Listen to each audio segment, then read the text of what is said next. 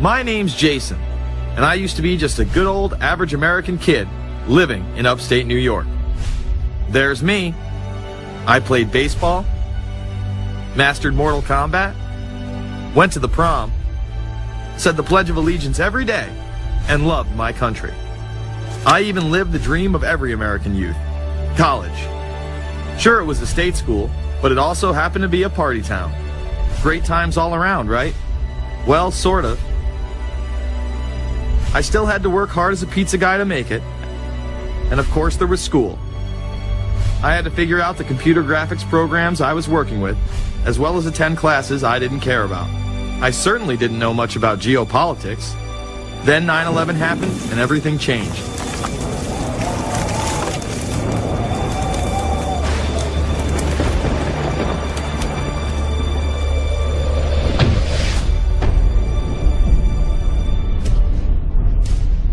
I was pissed. How dare the Muslim extremists massacre all those people? But was it all true? Prior to the invasion of Iraq, something didn't seem right. I then did a startling thing. I actually took a look at what happened that terrible September day. What I found horrified and angered me to such an extent that I took action. We were lied to, and lied to big time. Before I knew it, I went from a normal college student to the political guy at the party to one of the guys that brought you the first internet blockbuster, Loose Change. The film would not only change my life, but countless others as well. So if you've ever seen Loose Change, the documentary about September 11th, conspiracy theorist documentary, it is riveting. Oh, like, you watch it, and by the end, not even the end, 10 minutes in, you're like... You got your car packed, your head... You're just like, oh my God, it's all true. So every place, there's questions coming from this documentary. And you don't have to believe everything in the documentary to still have questions come up. And you look back and you remember what you saw and what you were told, and now you have questions. We got the boogeyman out there. Wow. See, for many years it was communism, then it was the war on drugs, now it's the war on terror. All through our life we've had to have a boogeyman. Loose Change took the truth about 9/11 into the mainstream with over 100 million views and allowed me to travel the country and even take on some of my detractors. The answer is no, they cannot. Jason, I think it's telling that every time you disagree with something, you call the people a liar. I'm not calling anybody a liar, sir. I'm calling you a liar because you are a liar. But if we were lied to about 9/11, then who was really behind it? A lot of people on the web were pointing towards the New World Order, but that was impossible. I mean, the Hulkster couldn't be involved, could he?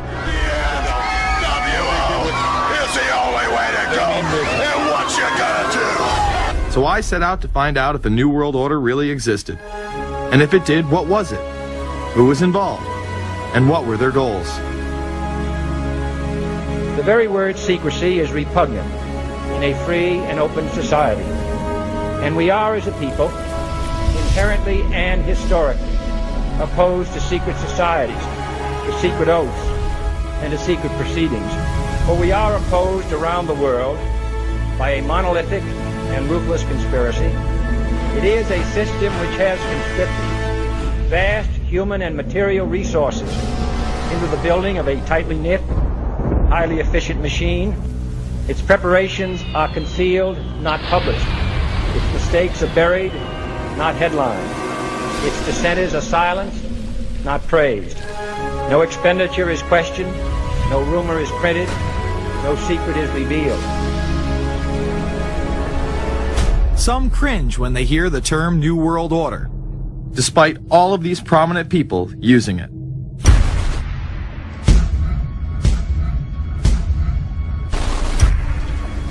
The world that maybe some people dreamt of at that conference back in Bournemouth, when it looked as if maybe history would end, that liberal democracy would triumph, that free market economics would slowly progress, and we'd have a new world order.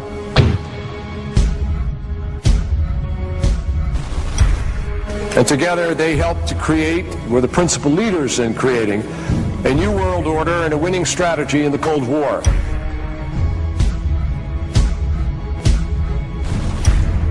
We are part of a new world order. And as the recently departed Admiral William J. Crowe once said, it's long on new and it's short on order.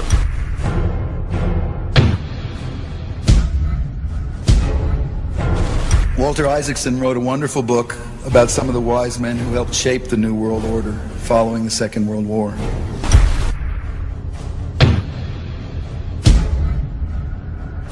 As we devise a way forward in Iraq, I urge the international community to embrace its responsibility for creating that new world order.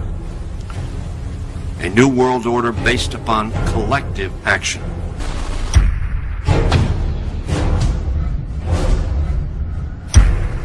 The transatlantic partnership was never just the foundation of our security. It was the foundation of our way of life. It was forged an experience of the most bitter and anguished kind. Out of it came a new Europe, a new world order, a new consensus as to how life should and could be lived.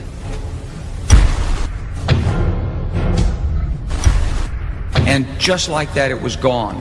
It was a new world order. That's what President George H. Bush said. Harvard historian Francis Fukuyama pronounced the end of history. In fact, when it is used, that person is often dismissed out of hand because of the perception that it is nothing more than a conspiracy theory. Actually, the idea of global governance and a one world order has been around for centuries, and the term New World Order has been used frequently in recent history. The New World Order means different things to different people, but to those who expect to be in control of it, it means the same thing. It means all the world under their control. They believe that somebody must rule. After all, people are too darn dumb to know how to rule themselves. They figured that that's their role. The first in-depth publication of note was Samuel Zane Batten's work, The New World Order, which was published in 1919. Under the cloak of Christianity, this order speaks of a new world rising and advocates social control over all people and all resources. It promotes a world federation with a world parliament, an international court, and a global police force. Some of its goals are as follows. Community. The danger and loss in crime and degeneracy.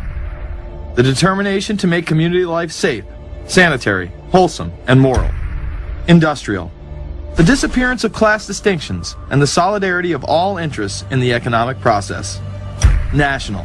The conception of the nation's welfare as the supreme concern, with the policy that everything shall contribute to this end, and every person must do some useful work. International.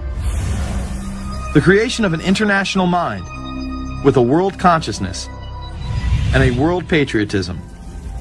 The destruction of every arbitrary power that can separately and of its single choice disturb the peace of the world. Well, government is good, right? It put an end to war. Well, it could put an end to war because you just only have one dictator. I think Adolf Hitler had that in mind. He wanted a world government too, with himself as the master leader. Many have regarded Hitler as the apex of evil, a true heart of darkness. But how many people know that Hitler had his own vision of a new world order? Hitler had been promoted by the establishment. He graced the cover of Time magazine many times and was their Man of the Year twice. His vision was simple: unify Europe and then the world. The only real difference was that his order was racially motivated, instead of being based solely on religion. He even wrote a lesser-known follow-up to Mein Kampf in 1928 that many have dubbed My Order, or New World Order. President Roosevelt would condemn this order prior to World War II. Nazi forces openly seek to establish systems of government based on the regimentation of all human beings by a handful of individual rulers who seize power by force. Yes, these men and their hypnotized followers call this a new order.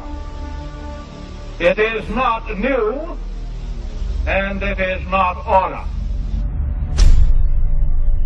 The idea of globalization was so prominent in Nazi ideology that the 1936 Berlin Games would be the first time that the Olympic rings would be displayed prominently and promoted in order to glorify the Third Reich. This symbol represents the 5 major regions of the world: Africa, America, Asia, Europe, and Oceania, interlocking and coming together as one.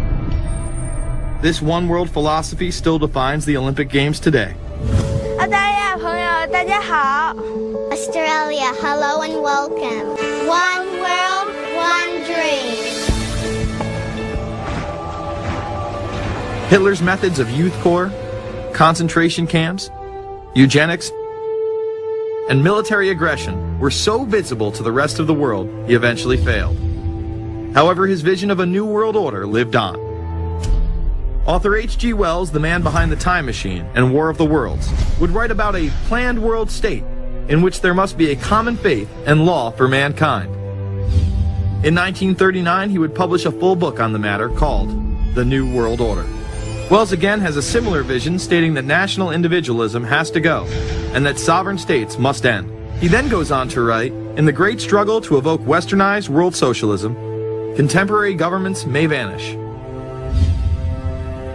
Perhaps his most chilling prediction is that countless people will hate the New World Order, be rendered unhappy by frustration and their passions and ambitions through its advent, and will die protesting against it. Many of them quite gallant and graceful-looking people. Collectivism is that concept where individuals are considered to be discardable, and that the group is more important, and that the ultimate group, of course, is the state. And so it boils down eventually to the fact that the state is the all-important unit of society, and citizens exist only to serve the state. Other men of prominence would also promote a New World Order during the 1960s, including industrialist and former New York Governor Nelson Rockefeller. These are some of the reasons pressing us to lead vigorously towards the true building of a New World Order. Rockefeller would also become vice president under Gerald Ford. Religious leader Pope Paul VI, delegates to international organizations, public officials, gentlemen of the press, teachers and educators, all of you must realize that you have your part to play in the construction of a new world order. As well as former President Richard Nixon. And the hope that each of us has to build a new world order. However, Nixon was largely a mouthpiece for his most dominant advisor, Secretary of State Henry Kissinger. Kissinger may be the most vocal proponent for a new world order of his era. He has called for it time and time again, in policy papers, meetings, and interviews. Time magazine recognized both Nixon and Kissinger as Men of the Year after announcing their New World Order in China. However, they were working on it long before. In these once classified documents, they both discussed the New Order with the President of Indonesia. Mainstream media was even critical of Kissinger's vision in the early 70s. In ragged, spasmodic fashion, a new world order is coming into being, but it looks less and less like the world order that Mr. Kissinger had constructed in his own mind. Kissinger's New World Order would fall under the radar for some time. However, it saw a vast revival during the first Bush administration. Here is Brent Scowcroft, former vice chairman of Kissinger Associates and former national security advisor under both Ford and Bush Sr., as he discusses the New World Order. Looking at the subtitle this morning, Are We Ready for the New World Order? Gives me something of the shudders. That phrase, New World Order, I'm afraid I'm partly responsible for resurrecting. To me, what that symbolized was perhaps a fundamental change in the character of our response to national security issues. Here, Charlie Rose asked Scowcroft, Kissinger, and former national security advisor Zbigniew Brzezinski if we are living in a new world order. Where are we as we think about this time in American foreign policy? Are we at a special moment which is being redefined? Or are we creating a new world order?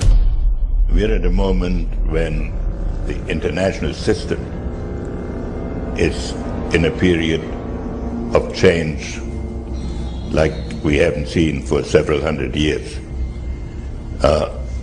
In some parts of the world, the nation state on which the existing international system was based is either giving up its traditional aspects, like in Europe, or as in the Middle East.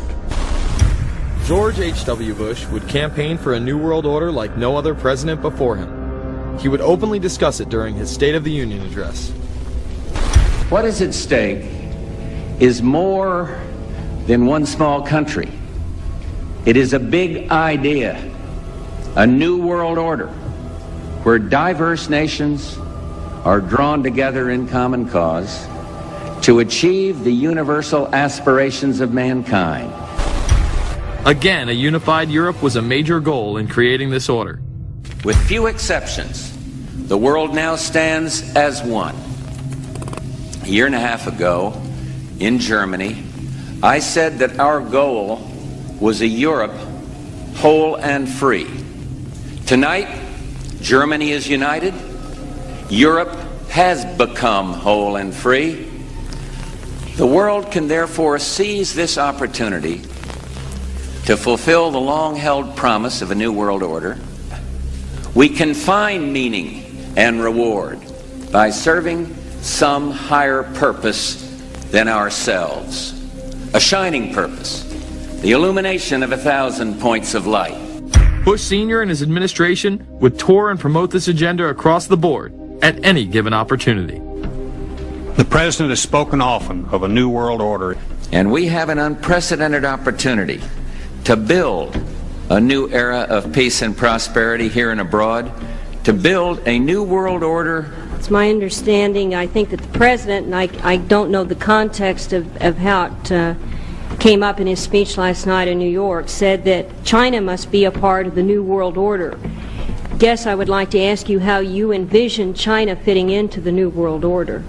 It is a country that we are going to have relationships with by virtue of its geopolitical importance.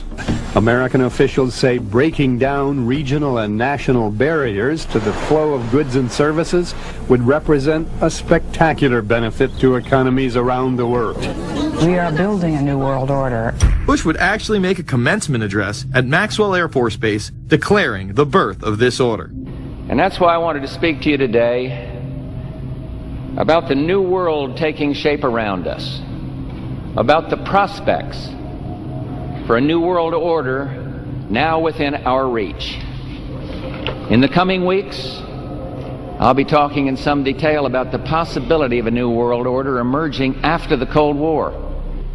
But today, I want to discuss another aspect of that order. You see, as the Cold War drew to an end, we saw the possibilities of a new order in which nations work together. It refers to new ways of working with other nations to deter aggression and to achieve stability. As old threats recede, new threats emerge. The quest for the new world order is in part a challenge to keep the dangers of disorder at bay. We must build on the successes of Desert Storm to give new shape and momentum to this new world order.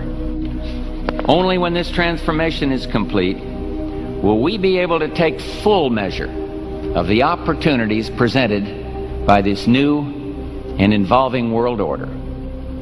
The new world order really is a tool for addressing a new world of possibilities.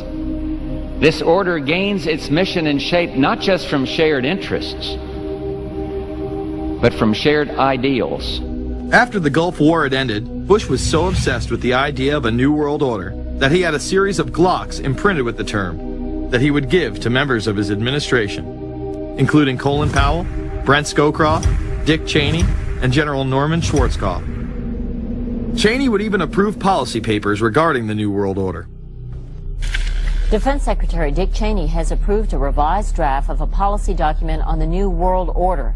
The Pentagon is backing off a controversial earlier draft and has abandoned a one superpower strategy. The final document puts more emphasis on international alliances and organizations. This would become an unprecedented time period for people all over the globe to discuss at length what the New World Order meant to them.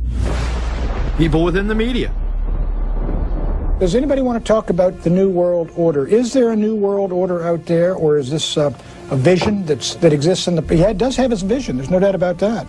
But does that exist in the president's mind, or does it exist out there in reality? This president sees this episode as the first test case, as the first example for the New World Order he is trying to organize. Some people have called it the New World Disorder, and there's a lot of truth to that.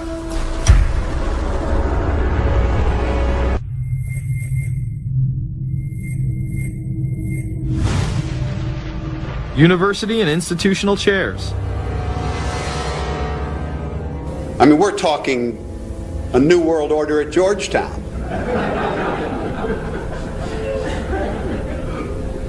And we'd like to be very much a part of it and continue to live. This is a world that is likely to be dominated in the near future, and perhaps longer, by the Gulf War and the New World Order, which is the buzzword of the moment.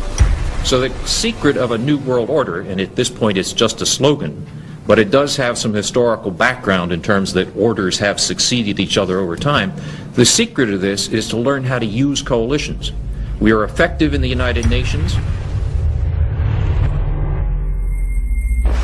People within government. George Bush has invoked a New World Order without enunciating a new American purpose. The president has still failed to articulate clear goals for our nation's foreign policy in this new age. I find the term New World Order very revolting, and just not only historically but politically today. I think Harding is absolutely right, and the actions of the administration just after enunciation of the New World Order put the lie to the fact there is any real substance behind what they say as New World Order. The first act of the New World Order was A, to make war, and then B, was to sell arms all over again. Is there a New World Order? We know certainly that George Bush has copyrighted the term at this point. In the aftermath of this war, though, is it an empty vessel into which something will be poured? Is it the appropriate term to use? Is it going to be a New World Order, or will disorder be just as significant in this process as we look ahead? Let's start with Madeline. I think that we have, in fact, kind of had this term thrown at us, and many of us have not liked it, partially because of the previous historical connotation, and partially because I think it doesn't really deal with the way the world ought to be or is at the moment. But we are far from seeing a world order, and I'm not sure that it is in best U.S. interest to have a new world order in which we are the policeman. While many began to become critical of this order, the term began to evaporate into the background. We are very, very skeptical of an international order if we are not sure how the rules will be made, because thus far the international order has been made with rules that we had no input into and that affect us, and even when on the few occasions when the rules will seem to favor us, then they get changed. A unipolar world, a world of one superpower, may be quite dangerous for us. A New World Order under the United Nations would mean, among other things, an end to our God-given rights given us and secured by the Constitution. The New World Order, which now has been called by some the New World Disorder, and by some people on the more liberal persuasion, the taking over of the world by the Council on Foreign Relations, the Trilateral Commission, and the UN to put us all in slavery. But what are these organizations? Who founded them? And what are the stated goals of each? Before we begin with the Council on Foreign Relations, let's delve further into history to understand roundtable groups and their origins. Its roots go way, way back in history, and they go back to the formation of a secret society, a secret organization that was created by Cecil Rhodes, a very powerful and very wealthy individual. And people have heard about him in history, and they know about the Rhodes Scholarship, and they think, well, isn't that nice? That they don't understand at all what that's all about. Cecil Rhodes, when he died, left his great fortune not to his family, not to his heirs, but for the creation of a secret society. And we know about this because there were some people very intimately involved with this organization who wrote about it. One of the best authors on this topic is Professor Carroll Quigley. He wrote several books and Tragedy and Hope is the best known of his. He described in detail this secret organization created by Cecil Rhodes, and he explains in these books he knows about them because he was invited by the organization into its inner circle. He was never a member of it, but he was invited in as their historian, and he was allowed to see their secret records and papers and study them for several years. And he knew all the important players, and he understood what it was about, and so he wrote these books. It's an amazing thing because he laid out in great detail what the purpose of the organization was and how they were the major players in all of the big international events since and including World War I.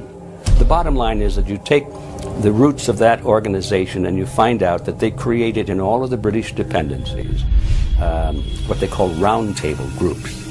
And then around those little roundtable groups, they created front groups.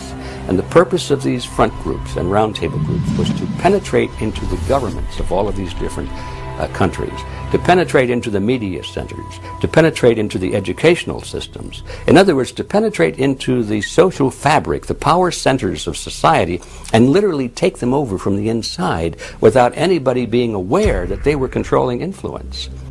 After World War I, the International League of Nations arose as a precursor to the United Nations in 1919, under what seemed to be the vision of President Woodrow Wilson and his 14 points. The League of Nations was the first attempt at the New World Order, the first attempt at a global government based on the model of collectivism.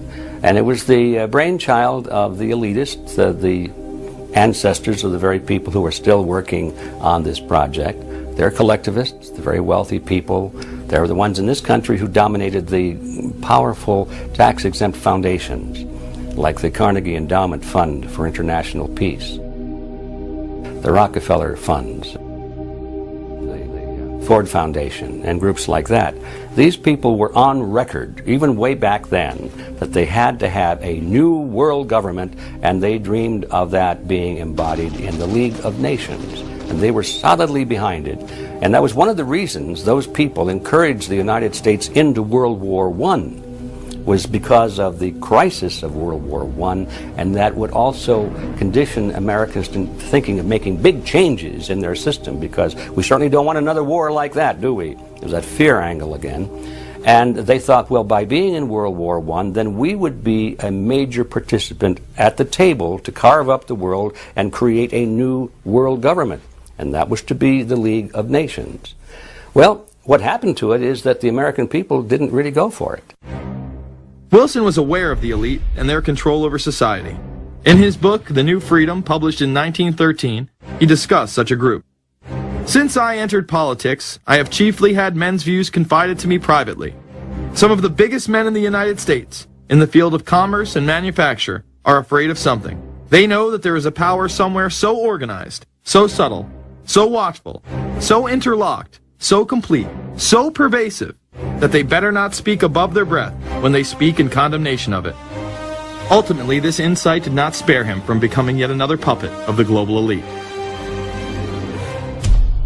You're watching Invisible Empire, A New World Order Defined. I'm Alex Jones, the producer of this film. I have produced 5 of the top 10 films in internet history, whether it's Loose Change Final Cut, Endgame, The Obama Deception, or Fall of the Republic. Yes, we've made informative, well-documented films, but the real credit for the success of these documentaries lies with you, the viewers.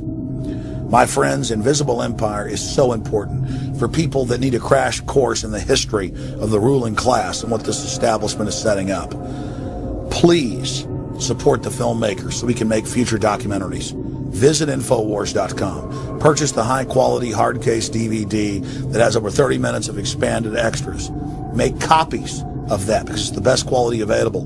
Give it to everyone you know. Have public showings, whether it's the library, a local theater, or your home. Get it out to everyone you know. Get a PrisonPlanet.tv membership. Download all my films in high quality. Burn them to disk and give them to everyone in your community.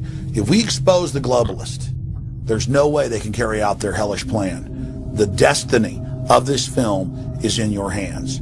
You've made our previous films incredible successes. I'm counting on you now. So again, Infowars.com to get the DVD, or call toll-free 888-253-3139, or see them all in incredible high quality at prisonplanet.tv. The ball is in your court. PrisonPlanet.tv is a better tool than ever in the info war. Over 6 years of my radio and TV shows, all my films in super high quality, my book, Paul Watson's book, all there, 15 cents a day. Your support of PrisonPlanet.tv empowers the resistance to unlock minds worldwide. In all of the British dependencies, these organizations, the front groups, were called the Royal Institute for International Affairs. In the United States, they chose a different name. They chose the Council on Foreign Relations, but it held exactly the same relationship to this inner society of Cecil Rhodes. Among the charter members were W. Averill Harriman of Union Banking, then President of the United States Woodrow Wilson's main advisor, Colonel Edward Mendell House, John D. Rockefeller, the founder of Standard Oil, banking mogul J.P. Morgan, and prominent bankster Paul Warburg. Well, the Council on Foreign Relations exists today. It's probably the most powerful single organization in America. Many observers, including myself, believe that it is the hidden government of the United States.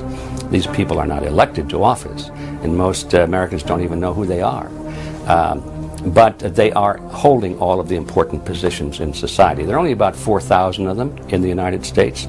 But I don't care what organization you want to look at, whether it's government, or whether it's universities, or the large media centers, or whatever it is. You look at the people at the tops of those organizations, the owners, the managers, the CEOs, the board of directors, and I'm going to say probably 80 to 90% of the great power centers of America are dominated by just those 4,000 people who are members of the Council on Foreign Relations. Throughout its history, it would contain extremely influential and powerful individuals in finance, business, media, and politics. Former presidents of the United States include Richard Nixon, Gerald Ford, Jimmy Carter, and William Jefferson Clinton. Currently, Barack Obama claims not to be a member, but has spoken in front of the Council and has had his writings published in the Council's magazine, Foreign Affairs. It's been reported that you and your wife are in the globalist CFR, which is a Council on Foreign Relations. I'd like to know if that is true. Well, first of all, I'm not the Council on Foreign Relations. I don't know if I'm a official member. I've spoken there before. It basically is just a forum where a bunch of people talk about foreign policy, and so there's nothing. There's no official membership. I don't have a card or, you know, a special handshake or anything like that. Now, why is that important? It's important because the avowed purpose of the Council on Foreign Relations is to create a new world order, a global government based on the model of collectivism. And that includes the elimination of the United States as a sovereign nation. That's why it's important. The people running this country are determined to destroy it. The Council was heavily criticized during the 1980s for being an organization hell-bent on destroying national sovereignty in favor of a world government. So many of its members hid their association with the organization. Dick Cheney had this to say in response to a question by David Rockefeller, who became the CFR's youngest director in 1949 and was chairman of the board from 1970 to 1985. He remains an honorary chairman to this day. It's good to be back at the Council on Foreign Relations. As Pete mentioned, I've been a member for a long time and was actually a director for some period of time. I never mentioned that when I was campaigning for re-election back home in Wyoming.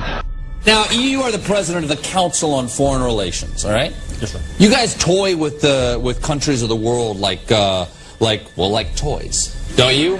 You're like the Illuminati, you're the Masons, you control everything, don't you? That's the rap on you guys. What's so interesting now, though, is who's on the chessboard. The toys, if you will, are a lot more than states. Notice that Mr. Haas does not deny that the CFR has massive control over the geopolitical arena, and instead tries to focus on the separate entities outside of nation-states.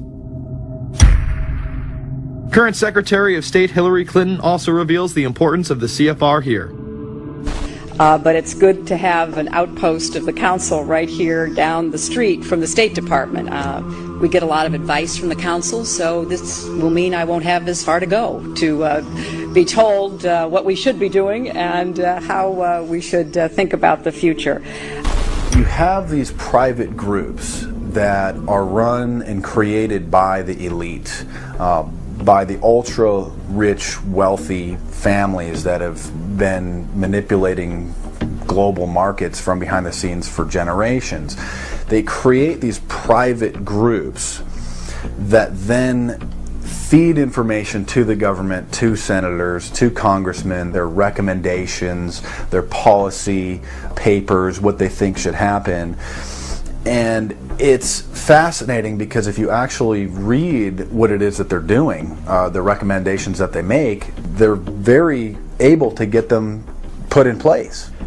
Discussions that are going on in these private groups are really talks that should be going on in Senate committees and in the halls of Congress, but they're happening with these ultra-elite groups that are then pushing their propaganda into the political mainstream, and then it's becoming enacted, it's becoming put into law. Still not convinced the CFR is promoting a new world order? Listen to what Leslie Gelb had to say upon leaving the New York Times to chair the organization as its president in 1993.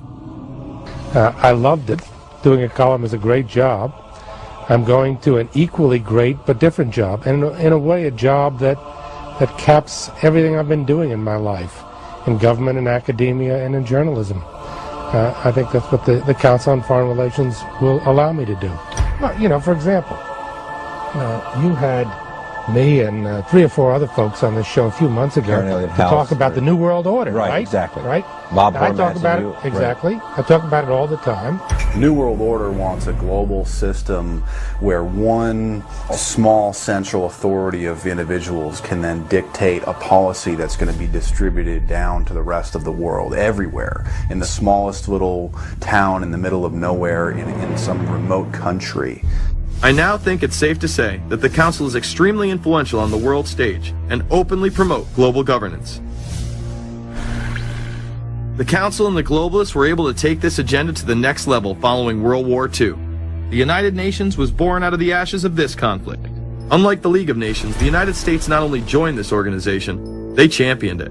First book I wrote was The Fearful Master, a second look at the United Nations. It was written at a time when it was not popular to be critical of the UN. I mean, the United Nations was viewed by almost everybody as our last best hope for peace.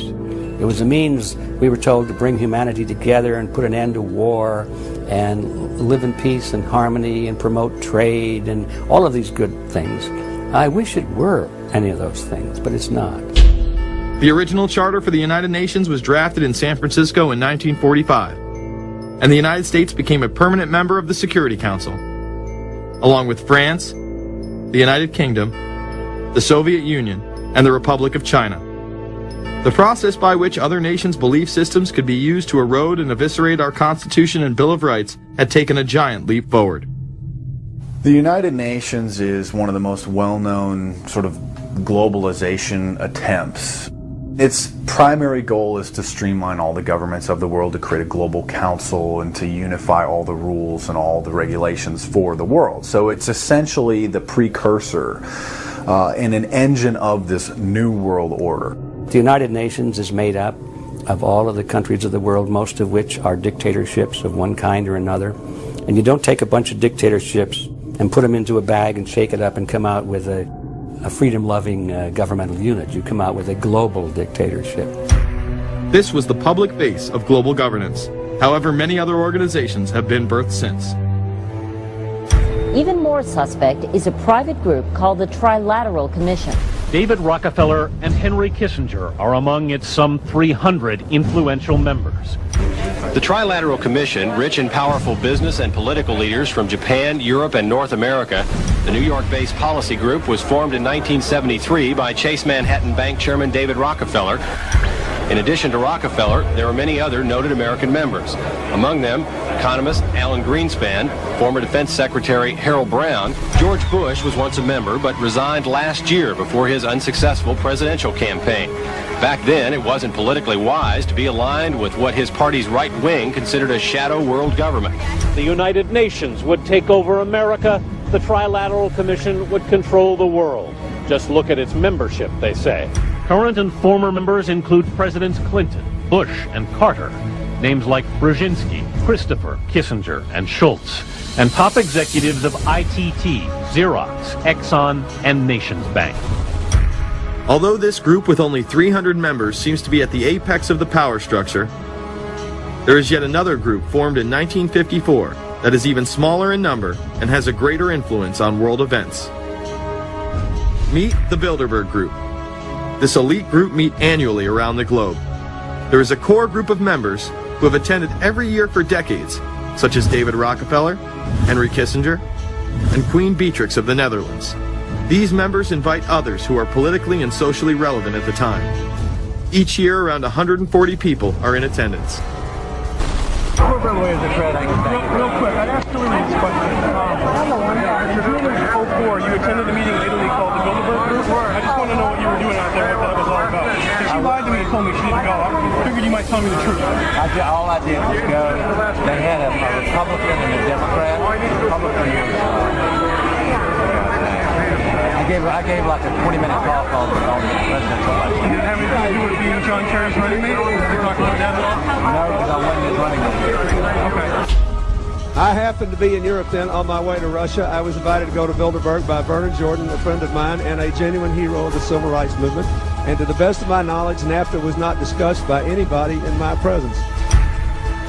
Documents released by the group in 2001 reveal that in September of 1955, the group met in Germany and covertly outlined the idea of a European Union. Section E, European Unity, discusses the general support for European integration and unification, and the idea to unify Germany once again with the rest of Europe under a common marketplace. Belgian Viscount and current Bilderberg chairman Etienne Davignon told the EU Observer in 2009 that the next Bilderberg meeting could improve understanding on future action in the same way it helped create the euro in the 1990s. This illustrates the patience, vision, and reach of this organization. It was able to promote and establish both the European Union and a European currency over the course of just under 40 years, incrementally. One of the things that the elitists discussed back at the turn of the century when they were talking about how do you convert the United States into a collectivist system was the fact that you can't do it quickly. You have to let people get used to it incrementally, because any major change would be rejected. The 1957 Conference of Rome, where the Common Market Treaty, providing for free trade in all products, was at last signed. 6 nations, France, Germany, Italy, Belgium, Holland, and Luxembourg, agreed to remove all mutual barriers to trade within 12 to 15 years, the embryo of a political union which they proclaimed to be their ultimate objective. In that fashion, it's possible for people to get used to this process and even to think it's a good thing. People will accept the gradual growth of government, the gradual loss of their purchasing power. They'll accept almost anything if it's done gradually, and we have to be very alert to that. 2008 and 2009 attendees include World Bank President Robert Zoellick, Treasury Secretary Timothy Geithner, former head of British Secret Intelligence Richard Dearlove, Donald Graham, CEO of the Washington Post, CNN host and author of The Post-American World, Fareed Zakaria, and many other giants of business, politics, and media. You just came back from meeting with the Bilderberg Group. The Bilderberg Group are, you know, when people who are conspiracy theory people, they send me mail, it's usually about the Bilderberg Group. And I get these books on my front door, which I'm uncomfortable with. And it's all about the Bilderberg, like they're the modern day Illuminati. Are you a member of the Bilderberg Group? I don't think we're supposed to talk about this. Many have identified them as the kingmakers, the puppet masters that pull the strings behind the scenes. Perhaps there is no better example of this than what occurred during the 2008 conference. Immediately after Obama had been selected as the Democratic presidential nominee, the pressure was on to choose a running mate. We've put together a committee. We are going to be equally deliberative in how we move forward. And we're not going to do it in the press, and we're not going to do it through surrogates. He then tricked the press corps into staying on the plane as it took off from Washington. He was whisked away to an undisclosed location. Obama was supposed to fly home. He'd been here in Virginia. He was supposed to fly home out of Dulles, as you know, outside Washington, D.C. The press corps was waiting for him on the plane, and the pilot announced that they were leaving, and Barack Obama was not on the plane. Presumptive nominees in the past has always been that they have at least a press pool with them at all times. Is there a reason why we didn't go with him in the motorcade all the way? This is what we're out here for, and now we're on this plane with no candidate. Again, I understand. There was a desire to do these meetings, obviously, in private. The press then began to report that Obama and Hillary were meeting secretly in her home. Well, we continue to follow our breaking news. Barack Obama, Hillary Clinton meeting tonight at her house in Washington, D.C. However, it was later revealed that they never actually met at Clinton's home. And we're following this breaking story. Candy Crowley, we understand, has new information. Candy, what have you learned? We are hearing actually from Chris Welsh, who is our embed with the Obama campaign. Those are the people that took off without Obama and went to Chicago. The spokesman there is in fact confirming that the meeting did take place. They're talking in past tense now, but saying that the meeting did not take place at the Clintons' house. It took place at this point at some place, I don't know where, some undisclosed place in Washington, D.C., not at Hillary Clinton's house. Remember, Gibbs mentioned that Obama had a desire to have several meetings, not just one. Is there more than one meeting? Is there more than one person with whom you... I'm not going to get into all the details of the meetings. I don't know that I've got a ton more different answers for all of your questions. The truth of the matter is that Bilderberg just happened to be in the neighborhood at the time. They were holding their annual meeting just down the road in Chantilly, Virginia. What are the chances? What's interesting and dangerous about the New World Order is that it's not a natural progressing idea. It's just not civilization naturally evolving and organizing into this system. It's the group of extremely powerful people that are manipulating the system to get it to this status from behind the scenes without anybody's knowledge. You have to ask yourself, if there isn't an agenda going on to keep those organizations quiet and to keep them out of the news, to keep the discussions about them behind closed doors, then why is it that these supposed experts on the left and on the right never talk about them? This has been a condensed history of the globalist organizations and their rise to power. But is there a reason they meet behind closed doors? A shadow world government has been mentioned, but to truly understand what that means, let's go back to this iconic warning from President Dwight D. Eisenhower. Progress toward these noble goals is persistently threatened by the conflict now engulfing the world. It commands our whole attention, absorbs our very beings. We face a hostile ideology, global in scope, atheistic in character, ruthless in purpose, and insidious in method. Unhappily, the danger it poses promises to be of indefinite duration.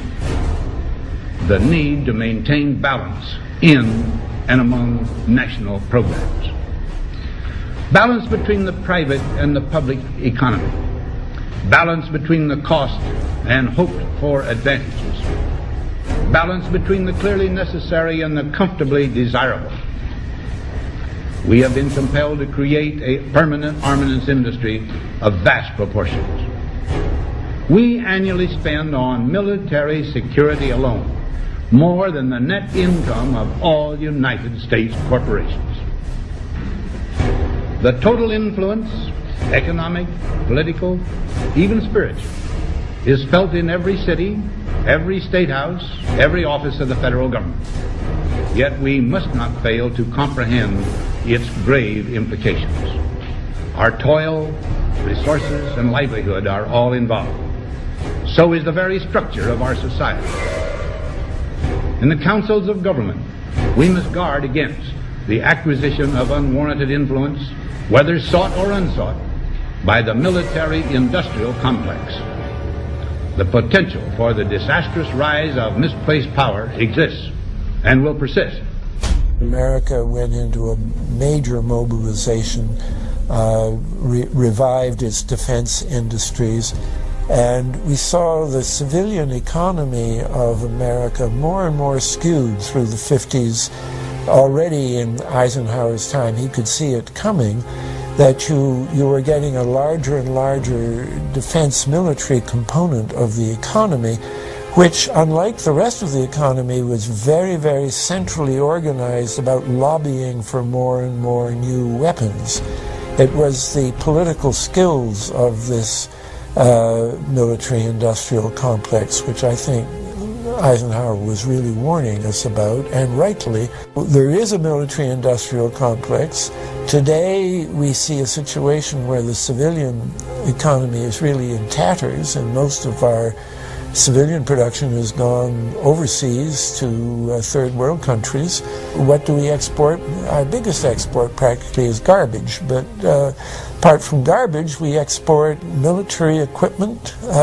We have a special act which subsidizes, makes it possible for countries abroad to buy our armaments because it's too expensive to produce them for one country only.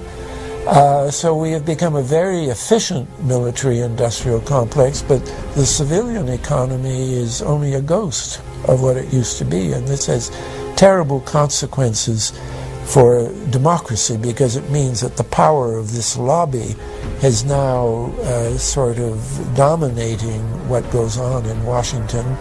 Through multinational corporations, global intelligence networks, out-of-control banksters, all under the veil of national security and black operations, the global elite have consolidated power on a massive scale over the last several decades.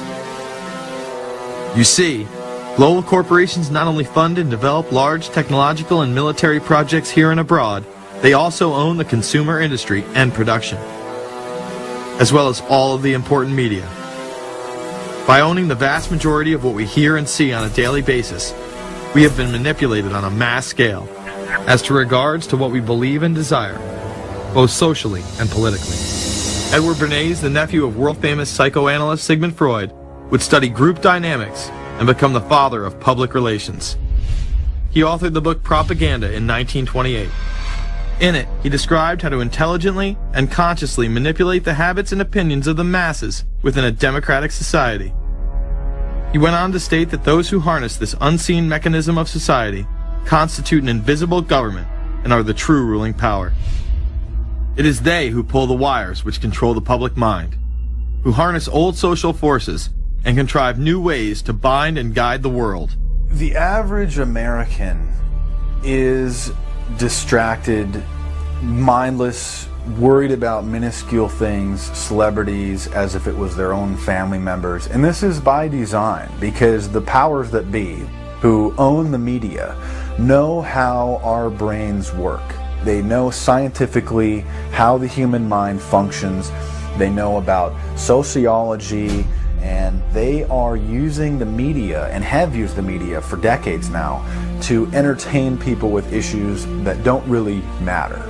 When you have the big news networks covering celebrity issues as if it's the most important thing, it becomes the most important thing. And this is not by accident. This is to keep us out of the way. Because if you're worried about the latest celebrity death, or the latest celebrity couple, or the celebrity breakup, or your sports team having a shot at the Super Bowl or the World Series, there's so much information about those issues that can be discussed that will mesmerize people, and they won't know or care about the real issues that are out there.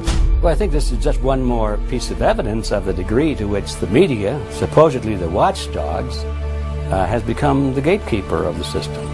Mainstream media are, first of all, nearly all of them corporations, nearly all of them now publicly held, part of the whole Wall Street financial system that they're supposed to report about objectively, but they can't. They, right now, in October of 2009, they are celebrating the recovery of the biggest banks in New York and saying that the recession is over. Of course, there are a few problems, like foreclosures are going on, unemployment is rising.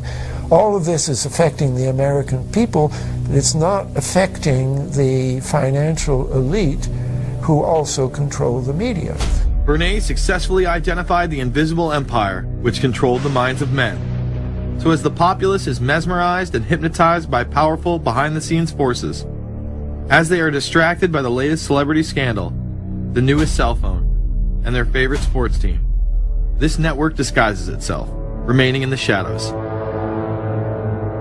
Despite the elite utilizing Bernays' methods, in conjunction with the military-industrial complex they had erected, a modern arm of this organization was exposed in what came to be known as the Iran-Contra scandal. Essentially, black operations were not only caught dealing arms illegally and supporting South American dictators, but also smuggling drugs into the United States. Iran-Contra was really the merging of two different programs. The first one was support for the Contras, who were, let's face it, a force of terrorists in Nicaragua trying to overthrow the Sandinista government. They were being secretly supported by the CIA, and at the bottom of the whole thing was drugs. Iran-Contra was openly exposed by massive network coverage. How was it that in 3 years, a network Washington set up to run arms to the Contras wound up running cocaine into this country for the most vicious drug cartel in the world? At the same time, we were supposed to be fighting a war against drugs. But by the same token, I also smuggled my share of weapons in exchange for those illegal substances, with the full knowledge and assistance of both the DEA and CIA. Betzner says that in 1983 he flew weapons from Florida to El Salvador and drugs from Colombia to the Bahamas on the way back. In 1984, he says, he flew twice from Florida to Costa Rica and back. We could bring back our own cargo, and they would arrange it, or we could bring back their cargo without ever having to worry about interception, arrest, anything like this, that everything was taken care of. What kind of cargo were you talking about? Drugs. Tolliver says he had 2 meetings with this man, CIA veteran Rafael Quintero. Then in March of 1986, he says he flew 14 tons of weapons down to Honduras, to this Contra resupply base set up by the CIA. We take off from Tegucigalpa, Honduras, and we leave. To? South Florida. Where in South Florida? We landed at Homestead. Homestead? Air Force Base. This is the plane Tolliver says he used. The plane traces to a company that had a State Department contract to fly humanitarian supplies to the Contras. In addition to that, 36 sources confirm the basic scheme. We can now report that long before that operation began, there was another operation to provide guns for the Contras, which was also against the law. In this operation, Americans and Israelis provided arms to the Contras, and then the same network smuggled drugs into the United States. The operation was launched in spring of 1983 at Washington's request, with at least $20 million of Israeli government money later reimbursed, we're told, from U.S. covert operations funds. For about 5 years, people were flying arms into Iran, and most of them came from Israel. The Israelis purchased the weapons from Poland and Czechoslovakia and began shipping them secretly from Yugoslavia to Bolivia and then to Panama. The Israeli liaison man there, this man, Michael Harari, until recently a close aide to Panama's strongman, General Manuel Noriega. You'd bring the ship into Colombia, you would load drugs aboard it, and you would bring those drugs back to Panama with you. But bringing that stuff into the United States, that was something else. I've never been so thoroughly disgusted with myself in my life. This network would also be involved in the October surprise.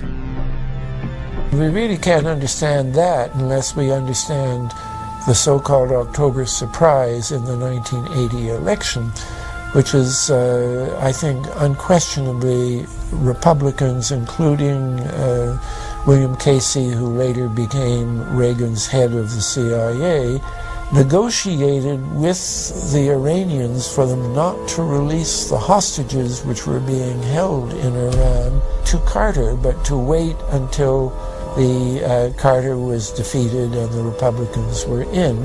That is what actually happened, that the hostages were only released on the day that Carter left office and Reagan came in. Unbelievably, this same network would even be linked to the BCCI banking scandal by journalist Danny Casolaro. Casolaro was probing a conspiracy he called the Octopus, which involved the Iranian hostage crisis, the Iran-Contra affair, with, believe it or not, all funds channeled through BCCI, the international bank charged with everything from money laundering to fraud. BCCI, it's a shadowy international bank linked to terrorists, drug runners, and dictators. Little was known about BCCI until 6 of its top officers were arrested in Tampa in October of 1988 on charges of laundering drug money for Colombian cocaine bosses. The BCCI men were convicted, and the bank itself pleaded guilty.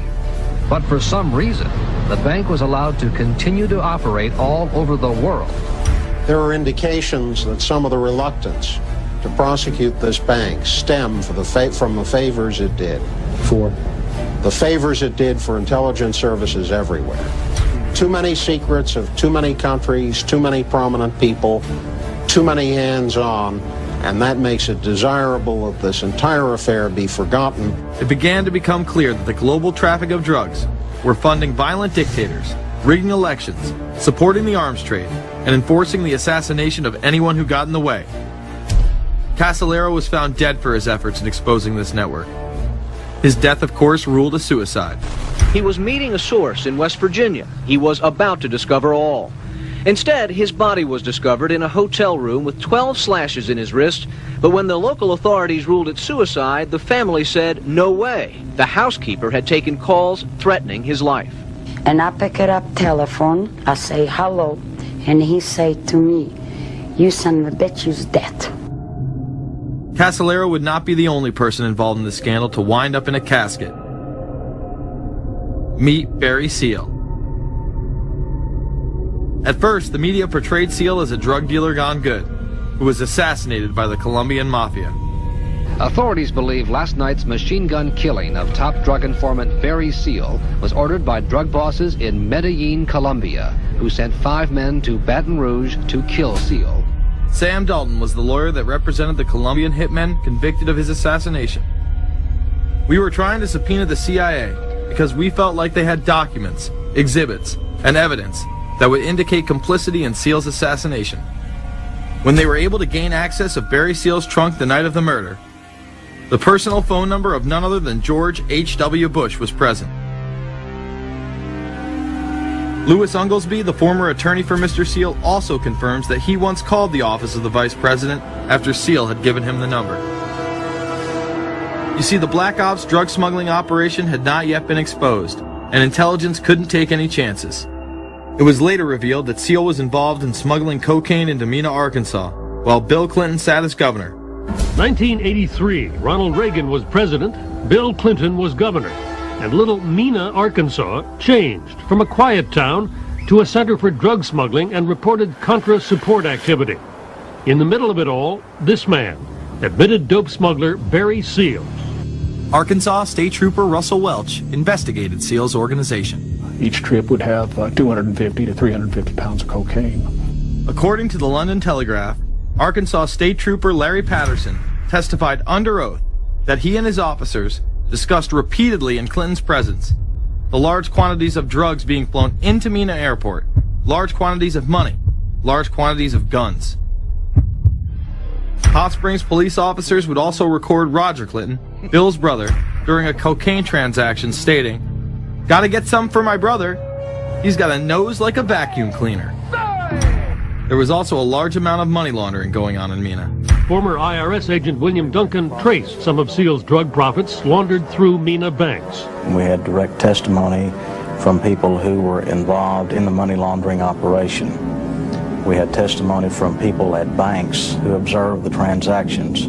What happened when you tried to make this case before a grand jury? I was never asked to present the evidence to a grand jury, ever. This very same network used BCCI to fund the Afghani rebels. The deputy director of the CIA, Richard Kerr, said late today that the CIA did use the Bank of Credit and Commerce International, BCCI, to support CIA activities overseas. Most people still believe that the Soviets had maliciously invaded Afghanistan in order to spread their communist agenda.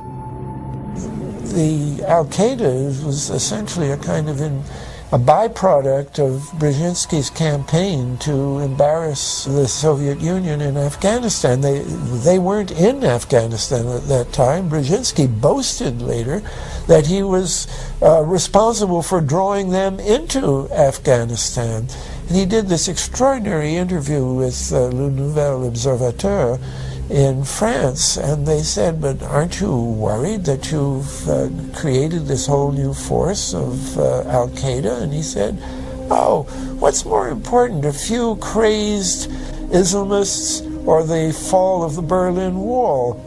And they said, but you know, is there no danger? Aren't they dangerous? And he said, nonsense. He said all this in 1998. So I knew Brzezinski at McGill University. We were students together and took very small classes together. And in some ways he's bright, and in some ways he's kind of nuts. And he had the kind of nuttiness that made him attractive to the Rockefellers. Bin Laden and his network were actually funded by BCCI through U.S. covert operations. Well, the reason I bring it up, if you've ever heard any of our call-in shows, you know that we have people that think about the conspiracy theories of people like you. You would be a poster child for these people because you have served on the board of the Council on Foreign Relations. You helped start the Trilateral Commission, and you've been to the Bilderberger Group. Are people too close in this world? People in business too close to the governments? Well, you know, there is such a thing as insidious influence. And the question is, how does it operate? Does it involve bribery? And does it involve some sort of psychological domination of individuals? I don't believe in this notion of some sort of secret societies controlling people. But of course, in any political system, there are sort of over-the-table and under-the-table arrangements. Arrangements that involved ruthless, illegal, and immoral activities in order to dominate humanity. Despite all of the evidence that has just been presented, this network would fall down the memory hole, even though 14 convictions were made in the Iran-Contra scandal. The continued cover-up would be made possible by George H.W. Bush. These documents that came forward in the North trial clearly reveal the involvement of the Vice President to a greater degree, I think, than he has acknowledged heretofore. This, of course, did not stop him from pardoning those involved during the twilight of his presidency. Some new reverberations today to President Bush's Christmas Eve surprise, the pardoning of former Defense Secretary Caspar Weinberger and several others in connection with the Iran-Contra allegations. Well, now the special prosecutor says it's the president who needs to explain some things. The real issue is why the notes weren't produced 5 years ago when the congressional investigation and the independent counsel's investigation had requested them. Because high-level political officials scrambled to limit the investigation and establish plausible deniability for the upper echelons of the network, including Bush himself. So who is this guy, and how did he come to power? To understand that, we must first take a look at his father, Prescott. Prescott was born into privilege and became extremely influential in business, intelligence, and politics. He helped establish the CIA out of the Army's Office of Strategic Services with the Dulles brothers, and served as a senator in the state of Connecticut. However, during his time serving as one of the directors of Union Banking Corporation, he was doing business with Nazis. The Bushes have been sort of at the heart of the military-industrial complex since its very beginning, and that Prescott was involved in a firm that actually fronted for Nazi firms in America. In fact, Union Banking and its subsidiaries were seized by the United States government in October of 1942 under the Trading with the Enemy Act. After the war, the assets were returned, a few fines were paid, and it was swept under the rug of forgotten history. These Nazi ties should not be all that shocking, seeing as it has been declassified that the Office of Strategic Services recruited Nazis into its ranks through Project Paperclip in August of 1945. George Bush seemed to follow in his father's footsteps, using Prescott's business connections to move to Texas and get into the oil industry. He would first attain political office as a Texas congressman in 1966, but then lose his bid as a Texas senator in 1970. It was at this time that Nixon appointed Bush as an ambassador to the United Nations. According to official accounts, Bush then began work with the CIA as its director in 1976. Evidence suggests that Mr. Bush and the CIA actually had a much longer-standing relationship. There are indications that he had relations to the CIA before. There's a very strange memo, and the names are George Bush. And when this was published, there was a lot of fuzzing of the issues, but given George H.W. Bush's strong connections with the Cuban community, I think there is a good chance that it was the George Bush we know, so that he did have a CIA connection. Bush left the CIA just under a year after his appointment. He is credited with restoring the agency's morale, as its image was being shattered by the Church Committee's revelations of the CIA's unauthorized activities involving assassinations and corruption. In reality, Bush was responsible for denying the Church Committee many of the documents it requested, and making it impossible for them to do a thorough investigation. After his time as CIA director, he devoted himself to becoming the next president of the United States. Many people within his own party did not like his globalist ties. Along the campaign trail, Bush continually had to explain his association with the group. So, you know J.R. Ewing in the show Dallas? J.R. is a member of the Trilateral Commission, I think. It's got to be because it's so bad. Let me tell you something. I used to be a member of it. I resigned, as I did from every business thing I was in, to concentrate on one thing, running for President of the United States. Ronald Reagan initially had no interest in having Bush as his running mate. Even then presidential candidate Ronald Reagan had questions. I would suggest that maybe Mr. Bush would clear the air if he'd tell us why he resigned. Reagan's backers then forced him to choose their intelligence frontman, George H.W. Bush, as his vice president. But in spite of last year's campaign rhetoric, all seems to be back to normal between George Bush and his old colleagues. And President Reagan, who is relying on many of these powerful business leaders to make his economic package work, will host commission representatives at the White House Monday. After Reagan's election, there was an attempt on his life, just 69 days into office. Astoundingly, Bush would again be connected. So just who is John Hinckley Jr.? When he left this neighborhood 8 years ago, he was, by all accounts, well-liked and seemingly normal. This donut shop near the motel was visited by Hinckley, who reportedly waited for a phone call here each day, even though he had a phone in his motel room. The nature of the calls is not known. A touch of irony. The young man walking with the elder Hinckley is 30-year-old Scott Hinckley, John Jr.'s brother. He and Vice President Bush's son, Neil, are friends. They had planned to have dinner together in Denver tonight. The plans have been canceled. We were told Hinckley was a madman acting alone. If that was the case, why was he making phone calls from a payphone down the road instead of his hotel room? Why was the would-be assassin's brother a family friend of the man who stood to gain the presidency? While Reagan led the nation in the public eye, Bush exploited his power through the largely unknown Continuity of Government Directive. In the United States federal government, there is a super-secret agency which controls this shadow government. The National Program Office allowed Bush and his network to attain executive emergency powers. Ronald Reagan authorized the National Program Office when he signed a top-secret directive in 1982.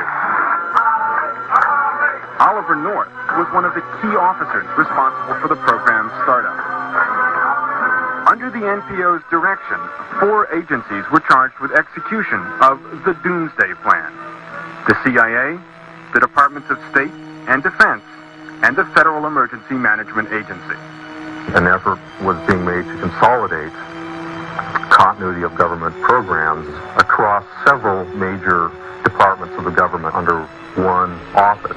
After 8 years of secret wars, covertly sponsored revolution and assassination had advanced globalist interests and allowed Bush to achieve his lifelong dream by becoming the 43rd President of the United States. The fall of the Soviet Union left the United States as the sole superpower in the world. The Wolfowitz Doctrine stated, "We must maintain the mechanism for deterring potential competitors from even aspiring to a larger regional or global role." The New World Order was on display with the First Gulf War and the creation of a European Union. After losing to his crony Bill Clinton, he faded into the background as the agenda for a New World Order marched forward. After 1989, President Bush said, and it's a phrase that I often use myself, that we needed a New World Order. We have just exposed many of the globalist operations, including drug dealing, funding terror, dealing arms, and taking over the United States government by stealth. Whenever these agendas were threatened, those who opposed them ended up dead.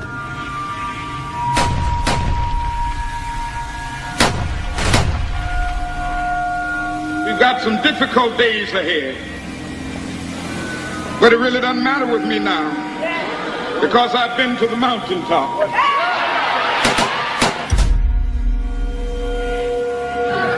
My thanks to all of you, and now it's on to Chicago, and let's win there.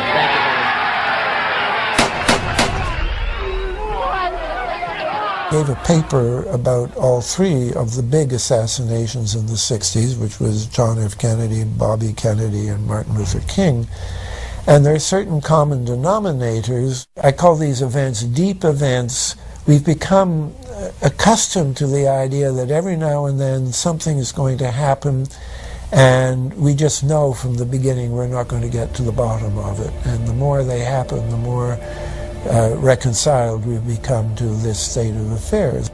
In 1978, the House Select Committee on Assassinations could not ignore there was a conspiracy in regards to the assassination of John F. Kennedy and Martin Luther King Jr. Good evening.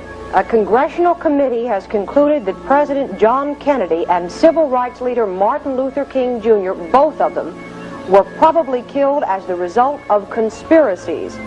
The House Assassinations Committee wound up its 2-year study by recommending that the Justice Department look into both cases.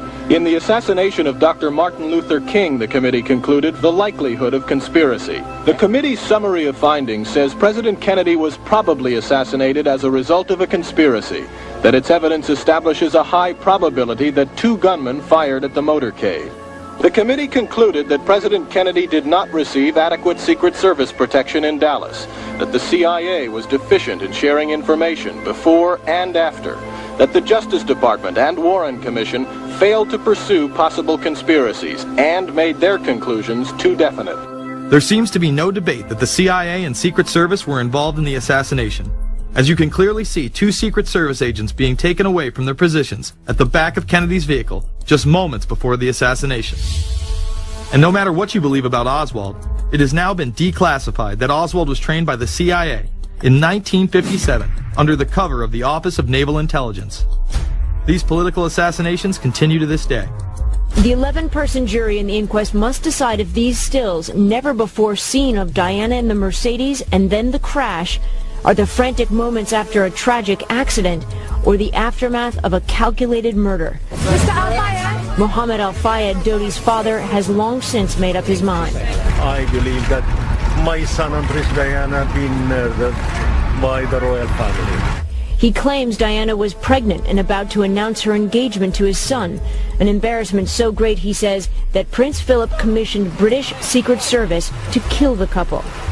Assassination is an option when the ruling class can identify an enemy who cannot be compromised. But how do they bend the population's will to do their bidding? Well, a false flag operation is one in which the attacker carries the flag of someone else. It's usually a military operation, and the purpose, of course, is to create the impression that the attacker is someone else. They want to create negative public opinion against the nation whose flag was being used. Or they may even not use a flag at all. This sort of thing is done all the time, and it's certainly not unique in history. I think we've been seeing a lot of it lately. Americans are easily motivated by false flag operations, and I think it's inevitable that we will see false flag operations in the near future. It is used in order to seize power at an accelerated pace. A very well documented modern example of this is the Tonkin Gulf incident. There were two sets of Tonkin Gulf incidents. The first one on August 2nd were real but trivial. The second on August 4th, 2 days later, were the ones to which we actually sent planes off in retaliation and were, in theory, much bigger, a torpedo attack on a U.S. destroyer, but in fact it never happened. When McNamara visited Vietnam, he confirmed the Tonkin Gulf incident never occurred, and once again, we were lied into war. To this day, I don't know what happened on August 2nd and August 4th, 1964 in the Tonkin Gulf. The general provided the answer, saying his Navy attacked the Maddox on August 2nd. But on the 4th, nothing happened. There was absolutely nothing, he said. We know for a fact now that NSA and CIA both falsified their reports up to Johnson on that day to make it look as if there had been an attack. Upon the fall of communism, a new threat had to be established in order to maintain their military-industrial complex and keep the people in fear of invisible enemies. More modern examples of this have been used not only to start conflicts abroad, but to instill fear in large populations in order to demonize groups and further erode civil liberties. The majority of people still believe that Timothy McVeigh was a right-wing extremist who bombed the Oklahoma City building with a Ryder truck because he was upset with the government. People close to the event told a very different story. A local congressman believes that convicted bomber Timothy McVeigh and his accused co-conspirator Terry Nichols are not the only ones involved. The Oklahoma State Representative Charles Key produced a videotape featuring witnesses who claim to have seen Timothy McVeigh with another man the morning of the bombing. He was wearing a ball cap. Timothy McVeigh had his on backwards, which just like this. It was on his head. The other gentleman had his on like this. In fact, the FBI had actively pursued John Doe No. 2 in its initial investigation, then denied his existence altogether. There were also multiple reports that explosives were found inside the Murrah building.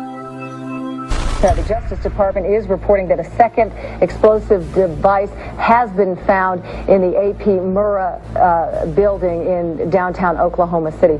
Mike, you're still with us, aren't you? Yes, I am, and I might tell you in addition to that in fact what we were told at the scene a few minutes ago was that in fact 2 different explosive devices were found in addition to the one that went off. The second explosive was found and defused. The third explosive that was found, and they are working on right now as we speak, I understand, both the second and third explosives, if you can imagine this, were larger than the first. Bomb squads were actually caught on video pulling into the building to retrieve these devices. They'll back that trailer down there, and the bomb squad folks will go in, and they will use that trailer. You see the bucket on the back there, sort of, this is how they would transport the explosive device away from this populated area to try to do something with it. I just took a look down the street at the Murrah building again. I see another bomb truck going, so apparently they're going to try to get out that third bomb that's been talked about. This was even confirmed by the governor at the time, Frank Keating. One device was deactivated. Apparently there's another device, and obviously whatever did the damage to the Murrah building was a tremendous, very sophisticated explosive device. Members of the ATF who would have normally been in the building were tipped off prior to the bombing. He saw what appeared to be a police bomb squad truck near the Murrah building 2 hours before the blast. It had a shield on the side of the door, and it said bomb disposal or bomb squad below it, and I really found that interesting. Another witness who spoke to ABC News on the condition of anonymity will tell the grand jury tomorrow he was told by an ATF official agents working in the building had been warned in advance not to come to work. He just came out and told me that the ATF wasn't in the building that day. They'd been tipped by their pagers not to come to work, which I was flabbergasted. McVeigh would even claim in a letter written to his sister, which was published by the New York Times, that he was actually recruited for black operations, which included smuggling drugs into the United States, as well as assassinations. One may brush this off as the ravings of a madman. However, McVeigh was filmed at the Camp Grafton military facility in North Dakota on August 3, 1993. McVeigh's official records state that he was discharged over a year prior from the Army Reserve in May of 1992. Perhaps even more interesting, is that Camp Grafton was specializing in training troops in explosives and demolitions at the time. When all was said and done, the security tapes reported to have captured the entire thing on video were rounded up and classified. In 2009, they were finally released, and magically none of them caught the bombing. The excuse being they were all having their tapes changed at that exact moment. This event would be labeled domestic extremism, which was used to demonize critics of world government, militias, and create fear within the populace. Muslim extremism seemed to show its ugly face in then unprecedented fashion on February 26, 1993. A truck bomb had gone off in the parking area of the World Trade Center. Luckily, the bombers failed to follow instructions and parked the truck carrying the explosives against the main support column. What is not discussed, however, is the bomb was actually built by an FBI informant under the supervision of the FBI. Ahmed Salam, a former Egyptian army officer who had been doing undercover work for the FBI, was the man who actually built the bomb. When he was told that he would have to use real bomb-making material instead of harmless substitutes, he became suspicious and began taping his conversations with FBI officials. Last winter, the FBI was praised for its speed in cracking the case of the World Trade Center bombing and bringing 4 suspects to trial. Now, there is some evidence that the FBI may have known of the plot in advance through an informant and might even have stopped the bombing that killed 6 people. Notice the media emphasizes that they might have been able to stop it. They then gloss over the fact that the bomb was built by their agent under FBI supervision in conjunction with the district attorney. FBI agents might have been able to prevent last February's deadly explosion at New York's World Trade Center. They discussed secretly substituting harmless powder for the explosives, but they didn't, according to the FBI's own informant, Imad Salem. Unbeknownst to the FBI at the time, Salem recorded many of his conversations with his handlers. The actual recording where Salam discusses this with his FBI handler, John Antisev, was released years after the trial. You got paid regularly for good information. I mean, the expenses were a little bit out of the ordinary, and it was really questioned. Don't tell Nancy I told you this. Well, I have to tell her, of course. Well, then if you have to, you have to. Yeah, because, I mean, the lady was being honest, and I was being honest, and everything was submitted with a receipt. Yeah. And now it's questionable. It's not questionable. It's like a little out of ordinary. Okay. You know. All right. I don't think it was. If that's what you think, guys, fine. But I don't think that, because we was start already building the bomb, which is went off in the World Trade Center. It was built by supervision from the Bureau and the GA, and we was all informed about it, and we know that the bomb start to be built. By who? By your confidential informant. What a wonderful, great case. Following the convictions of the Muslims who were too inept to make their own bomb and park the vehicle in the proper area, Salam was pulled into the FBI's witness protection program, where he has never been heard from again. Prior to the largest and most devastating terrorist attack on U.S. soil, the United States was poised as the first truly global superpower. Brzezinski would muse in 1997 that geostrategic success would represent a fitting legacy of America's role as the first, only, and last truly global superpower, and that the only way to mobilize Americans was a truly massive and widely perceived direct external threat. In September of 2000, a neoconservative think tank called the Project for a New American Century echoed Brzezinski's statements, saying the United States is the world's only superpower, combining preeminent military power, global technological leadership, and the world's largest economy. An engine for New World Order ideals, members of PNAC included Dick Cheney, Donald Rumsfeld, Jeb Bush, Scooter Libby, William Kristol, and Paul Wolfowitz. Describing the difficulty in projecting force, they write the process of transformation is likely to be a long one, absent some catastrophic and catalyzing event, like a new Pearl Harbor.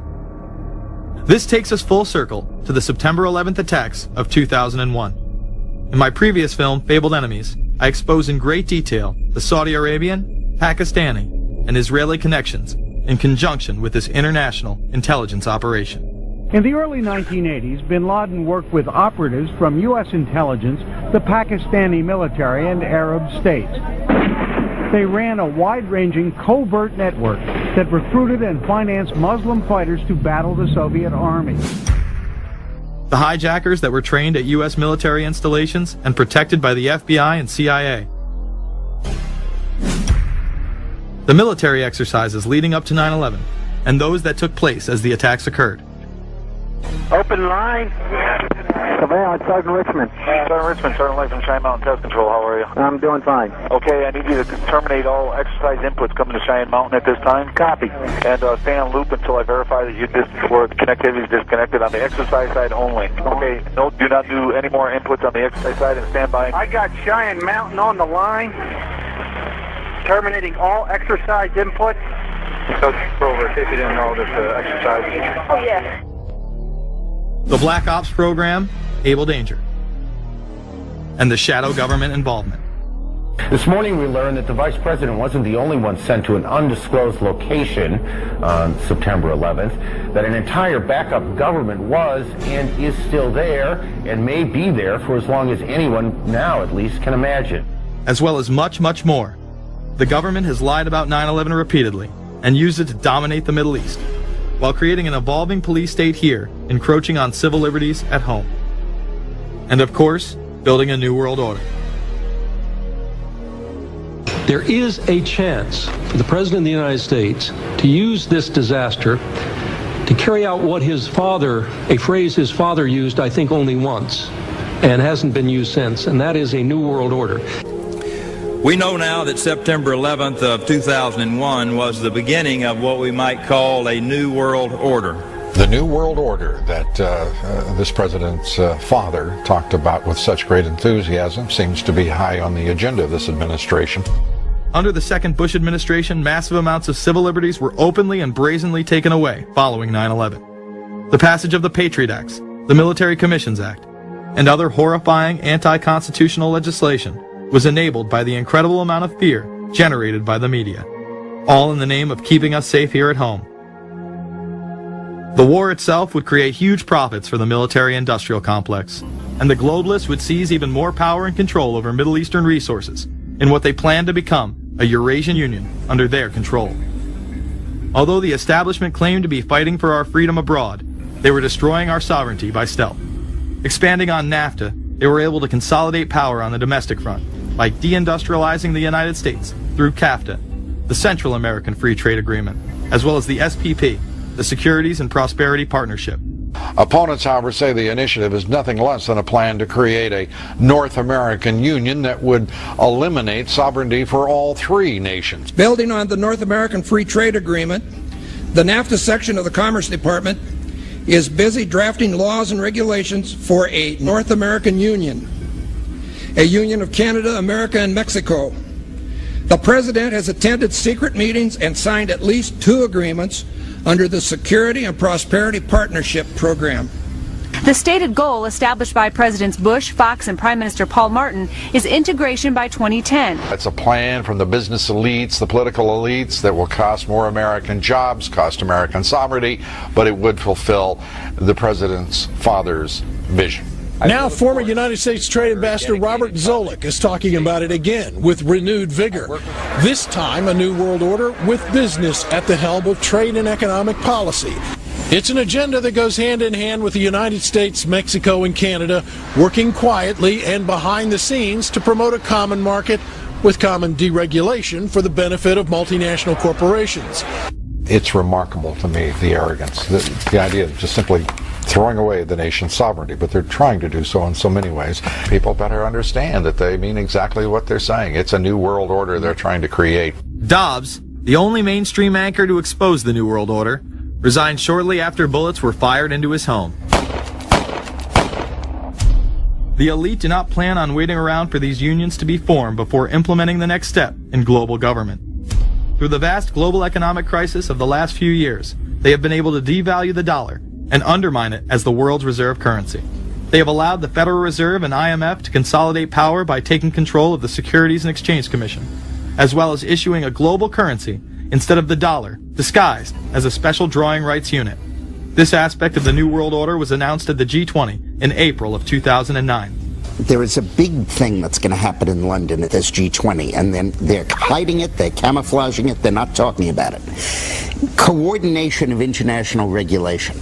What they are going to do is to put our Fed and our SEC under the control, in effect, of the IMF. The New World Order, that's what they're planning in there, is to undermine the U.S. currency, and it's just really sad. What it really is putting the American economy under international regulation. Yeah. And those people who have been yelling, oh, the UN's going to take over global conspiracy government. Theorists. They've been crazy, but now they're right. There's 20 or whatever people in the G20, say there's 20 ministers, thousands of us, and we can't get our voices heard. When Geithner said he would be open to the idea of a global currency last week, yeah. Those conspiracy people had said and suggested that for years. Right. You're not wrong. Cash is becoming weeded out. Cash will most likely be eliminated or extremely difficult to use in many situations, so that you'll have to use the global currency or the electronic currency. Even though a physical global currency is yet to exist, groups such as BRIC are openly promoting a new reserve currency, which is a conglomerate of Brazil, Russia, Indonesia, and China. Get everyone in the whole world using one currency, which some people think that's a good idea. Russian President Dmitry Medvedev recently showed off a sample coin of the new world currency at the G8 in July of 2009. We have also agreed today additional resources of $1 trillion that are available to the world economy through the International Monetary Fund and other institutions. This includes 250 billions from special drawing rights, the reserve currency of the IMF, drawing rights that will be issued to countries who are part of the International Monetary Fund. I think a new world order is emerging, and with it the foundations of a new and progressive era of international cooperation. The head of the European Union is also calling for global government. 2009 is also the first year of global governance, with the establishment of the G20 in the middle of the financial crisis. Gordon Brown has called for a world constitution. We now need nothing short of a world constitution for the global financial system. Both Gordon Brown and Barack Obama had been groomed to be the next Anglo-American spokesman for this new world order after Bush and Blair stepped down. Here is Gordon Brown in front of the CBI prior to him being chosen to become Prime Minister. And it's only now that we can begin to understand that the world order that globalization brings and what it's going to look like. But what does the new world order mean for countries like ours who are looking to succeed? And the question for us is how we meet and master all these challenges to ensure that Britain enhances its competitiveness in the process and realizes what I believe is our destiny of success in this new world order. A new world is emerging. It is a new world order with significantly different and radically new challenges for the future. President Barack Obama has also espoused similar views on globalism. Here he is in Berlin, Germany, in July of 2008, in what media have dubbed his New World Order speech. Well, there have been extraordinary scenes in Berlin tonight as thousands of people gathered to hear Barack Obama deliver key foreign policy speech on his current European tour. The Democratic presidential hopeful laid out his vision for America's place in a new world order. In this new world, such dangerous currents have swept along faster than our efforts to contain them. And that is why we cannot afford to be divided. No one nation, no matter how large or powerful, can defeat such challenges alone. But the burdens of global citizenship continue to bind us together. In this new century, Americans and Europeans alike will be required to do more, not less. Partnership and cooperation among nations is not a choice. It is the only way, the one way, to protect our common security and advance our common humanity. That is why America cannot turn inward. That is why Europe cannot turn inward. America has no better partner than Europe. Now is the time to build new bridges across the globe as strong as the one that binds us across the Atlantic. Now is the time to join together through constant cooperation and strong institutions and shared sacrifice and a global commitment to progress to meet the challenges of the 21st century. Barack Obama also became the first sitting president to ever become the chair of the Security Council for the United Nations, which only further cites his allegiance to world government. In an era when our destiny is shared, power is no longer a zero-sum game. No one nation can or should try to dominate another nation. No world order that elevates one nation or group of people over another will succeed. No balance of power among nations will hold.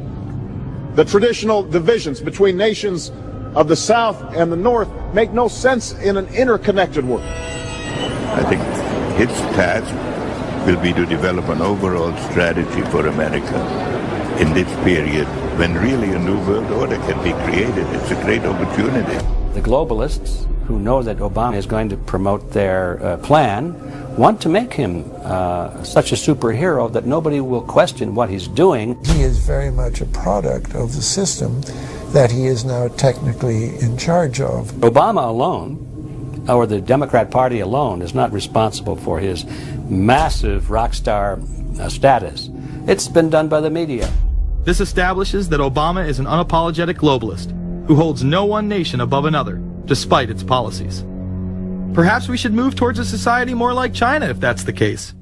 After all, on the 60th anniversary of the communist Mao regime takeover, the Empire State Building, once a proud symbol of the United States, was lit in the colors of the Communist Party halfway across the world.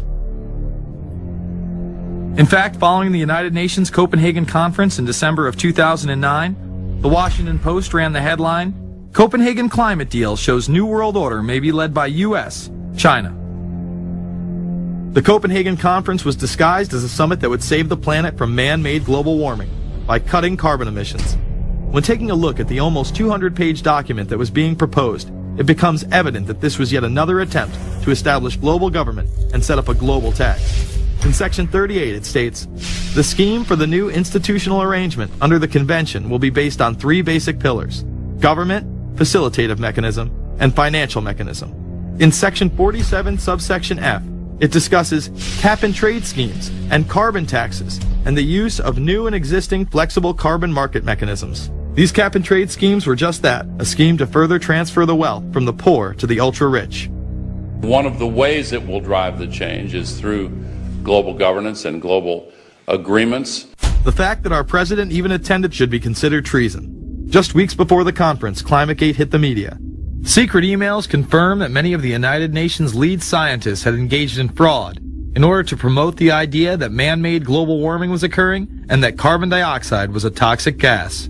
In reality, they admitted the Earth had been cooling for the last decade and that they had destroyed the source data in order to ensure the scientific community would be unable to review their findings. Bill Jones was forced to resign from his position at East Anglia University, and Penn State has launched an investigation into Michael Mann. Because of the scandal, many countries refused to sign the agreement, and instead only 25 heads of state, including rock star President and Savior Barack Obama, signed a much shorter and broader accord. The document states that a high-level panel will be created, and that parties will be subject to domestic auditing, supervision, and assessment. The climate conference in Copenhagen is another step towards the global management of our planet. The idea that carbon dioxide, the life force for plants here on Earth, is a toxic gas and should be taxed is laughable. There have been numerous periods of time in which the Earth has had vastly more carbon in the atmosphere than present day. In areas where there have been volcanic eruptions which emit large amounts of CO2, plants have benefited, and there is no negative impact on the surrounding environment, as well as indigenous people from the excess carbon dioxide. The globalists promote this theory to keep mankind in fear, not only for the establishment of a global government and a global carbon tax, but the literal control of the entire planet. An even darker side to the scam of man-made global warming exists. In reality, it's about population control. Ted Turner reveals himself here in this interview with Charlie Rose. We've got to stabilize the population. When I was born, there were what's wrong with the population? I mean, with too many people. That's why we have global warming. We have global warming because too many people are using too much stuff. We've got to stabilize population on a voluntary basis. Everybody in the world's got to pledge to themselves that 1 or 2 children is it. Not doing it will be catastrophic. We'll have 8 degrees, we'll be 8 degrees hotter in 30 or 40 years, and basically none of the crops will grow. Most of the people will have died, and the rest of us will be cannibals. Civilization will have broken down. What the few people who are left will be living in a failed state like Somalia or Sudan, and living conditions will be intolerable. The droughts will be so bad there'll be no more corn growing. Not doing it is suicide. Unbelievably, when Turner met with other globalists, David Rockefeller, Warren Buffett, Bill Gates, Michael Bloomberg, and even Oprah Winfrey to discuss population control, they were portrayed as superheroes. Behind closed doors on this New York campus, a secret gathering of some of the world's most powerful people. Gates, Buffett, Bloomberg, Winfrey. It was like the Super Friends. In the great hall of the Justice League, there are assembled the world's 4 greatest heroes. Together with others at the meeting, including George Soros, Ted Turner, David Rockefeller, they're worth more than $125 billion. The new Superman and Wonder Woman, the super rich friends, not fighting bad guys, but fighting for good nonetheless. Would a superhero call for a one-child policy? Would a superhero call for population control? In a recent interview, he claims that 2 billion people would be ideal. That means 4 billion plus must die to accommodate a man who owns more acreage than anyone else on the planet. Let's not forget that Ted Turner is the president of the United Nations Foundation. There are countless examples of how we are being indoctrinated to accept these kind of conditions and believe that man and his activities are the problem. From the promotion of climate cops, we're the carbon cops and we're on the lookout for energy wasters, to phony liberals and conservatives getting together to promote climate change. Hell, let's face it, we're polar opposites. We couldn't be further apart. I'm on the left, and I'm usually right. And we strongly disagree. Except on one issue. Tell them what it is, Reverend Pat. That would be our planet. Taking care of it is extremely important. We all need to work together, liberals and conservatives. So get involved. It's the right thing to do. Now there you go again. The New World Order will stop at nothing to achieve planetary dominance. Whether it be assassination, wars based on lies, and even a phony environmental movement. So it should come as no surprise that they have been tracking, tracing, and databasing our lives for years. Many people are aware that the Bush administration engaged in warrantless wiretaps on American citizens. What they don't understand is that it's come out in court that all the major telecommunications companies have been secretly storing every piece of data received from our phones and our computers and handing them over to the National Security Agency. You heard about the government secretly listening in on phone conversations without a warrant. But there is evidence that your email is also being tapped. The government has been intercepting most emails as part of its terrorist surveillance program. That program has been criticized as illegal because it's missing an important ingredient: search warrants. Several years ago, Klein says he came to suspect that AT&T had installed secret computer gear designed to spy on internet traffic at the request of the National Security Agency. This is just a small part of the picture, as AT&T was not the only company involved and emails were not the only issue. The NSA was installing Norris Insight systems, which are capable of monitoring billions of bits of internet traffic per second. It was also able to monitor any calls traffic through its system, all websites visited, all instant messaging, and separate types of transaction records. The secret room at AT&T contains gear which enables the government to look at every individual message on the internet and analyze exactly what people are doing. Here's another document. It mentions a company called Norris. Norris makes computer software that can swallow and analyze 10 gigabytes of information every second. That means it could go through all the information in all the books in the Library of Congress in a little over 15 minutes. The documents Klein and others were able to produce were then censored by the NSA. Bankston isn't allowed to talk about the documents in detail. The government has since had them sealed. But he says what is in there boggles the mind. We are talking about a substantial portion of all the communications traffic in the United States. The policies have been shielded by the Obama administration and continue to this day. Attorney General Holder has publicly stated lawsuits be thrown out of court, and after several attempts, Klein and other cases were thrown out as well, once again citing the national security of what used to be a constitutional republic, not a massive corrupt slave state. Living in the New World Order, when it's close to completion, for the average citizen, for people like you and me, is going to be essentially slavery. We're never going to be able to get ahead. We're never going to be able to amass enough wealth, essentially to retire or to do what we want to do in life. We're going to constantly be working for the man. They're creating essentially a two-class system. So it's going to be an inner ruling elite and then everyone else. And I got news for you. You're everyone else. The New World Order that is currently being built revolves around creating a global technopoly ruled by the elite, in which they dominate and control a severely reduced populace, which they treat as their pets. In the New World Order, the people are the enemy. Internal documents released in March of 2009 reveal that the Department of Homeland Security is targeting citizens who discuss the New World Order, people with a Christian identity, or sovereign citizens who argue that the government has gotten away from the intent of the Constitution and are strong states' rights advocates. People who are anti-immigration, stating, extremists will argue that immigrants are taking the jobs of U.S. citizens during times of high unemployment and without paying taxes. People who oppose the Federal Reserve banking system. People who display constitutional party or libertarian material. People who support Ron Paul. And those who have bumper stickers containing anti-government rhetoric. This document is one of literally thousands that make everyone a possible terrorist. This establishes a pattern of demonizing ordinary citizens while giving draconian powers to the state. You are considered guilty until proven innocent. As technology is developed, separate parts of their command and control system are beta tested around the world. Here at home, Boy Scouts are being trained to take on returning veterans and disarm domestic extremists, while national programs such as City Year are training young people to serve the government. I am change. And fierce. In the United Kingdom, it has been established there are over 4 million CCTV cameras. That is around 1 camera for every 14 citizens. Their purpose is not to solve crime, as it takes 1,000 CCTV cameras to solve just one crime. It is to create a tattletale society in which everyone is under constant surveillance by the state and those around them. The company Internet Eyes is now paying people to log on to the internet and watch CCTV cameras in real time as they turn in criminals for cash. Families deemed by the state to be unfit in England have now been put under 24-hour CCTV supervision in their homes.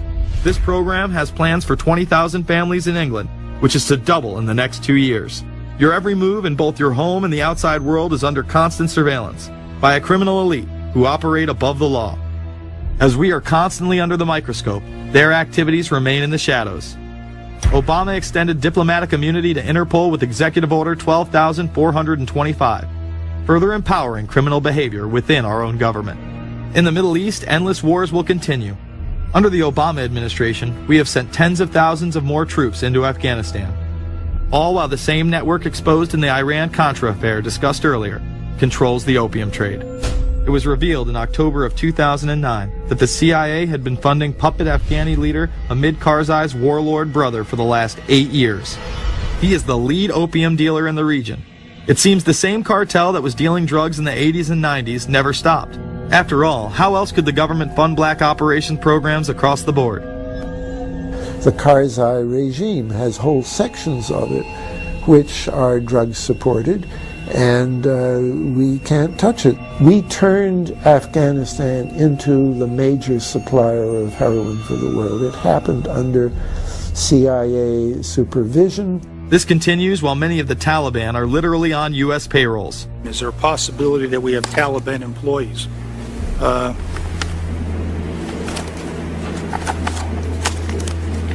commander in the field, or I should say the COCOM commander, General Petraeus, has made it a conscious effort to, as part of his coin strategy, to hire local nationals.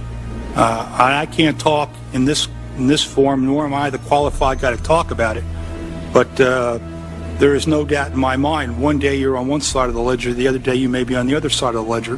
Biometrics have been instituted in both Afghanistan and Iraq, where individuals are subject to fingerprint devices, iris scanners, and electronic databases to screen local residents as well as DNA tests. This includes anyone within the populace of a combat zone. Someone has to go out there with the biometric registration equipment, take your iris scans, take your scans and get you registered in the system like that. As scary and tyrannical as these systems seem to be, none may be as dangerous as the implantable RFID microchip. Through various pretenses, including terror, security, and entertainment, the chip has been promoted and integrated into society. In 2001, following the 9/11 terrorist attacks, the Jacobs family became the first family to be injected with microchips in front of a live television audience. We have a Florida family who are really pioneers in a brave new world. They have volunteered to be the first ever to have microchip identification devices implanted into their body. After 9/11, I was really concerned with the security of my family. In 2004, the FDA approved the use of RFID technology to be implanted into human beings. However, studies dating back to the 1990s show the implantable microchip has been linked to cancer in animals. But this has not slowed the agenda of control. In Barcelona, trendies get chips in order to receive VIP status at the exclusive Baja nightclub. A simple swipe of the arm gets them in without a line, and it pays for their drinks too. The Mexican government also chipped employees for security measures in 2004. We were interested today to hear that more than 100 law enforcement officials in Mexico are having microchips implanted in their arms. The chips allow a person to be scanned, sort of like a cereal box at the supermarket checkout. Mexico's Attorney General and 160 of his deputies have had microchips implanted in their arms. It is to provide access, said the Attorney General, to the right people in exclusive areas. Today, aside from being promoted as a device that can save your life by storing all of your medical information in it, it is being promoted as the next generation tool for video gaming. Sega developer Yu Suzuki plans on developing gaming technology using implantable RFIDs. He states, people that have some sort of chips in their bodies to be able to keep track of vital signs. So it doesn't have to be a scary thing, but you could put a sensor here, you know, a bit like the Matrix, as he points to his arm. It's not really something only in the future. Some people already have them, chips in their bodies. Suzuki is correct. It has never been easier to order a microchip online and implant it under your skin.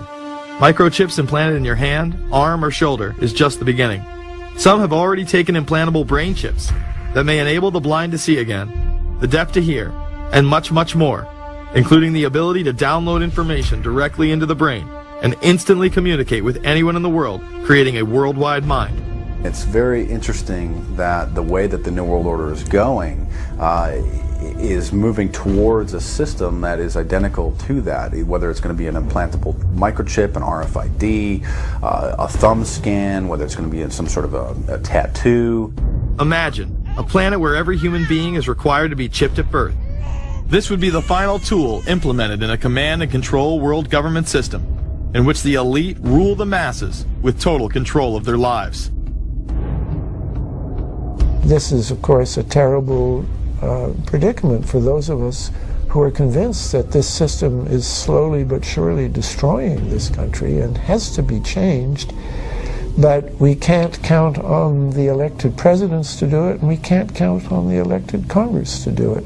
We somehow have to mobilize the technological resources of the internet to create some kind of new political force in this country. So is there anything else about the ruling class we should know? Politicians, business leaders, and media figures are often portrayed as pillars of morality while they describe themselves as Christian conservatives. Nothing could be further from the truth. In reality, many of the elite are groomed at a young age to take part in occult rituals. Those who attend Yale are indoctrinated into the Order of Skull and Bones, an elite secret society cloaked as a fraternal order. Yale University is 300 years old this year, and were you to visit its campus, you would see that it still has exotic clubhouses, which look like tombs where Yale's legendary secret societies meet.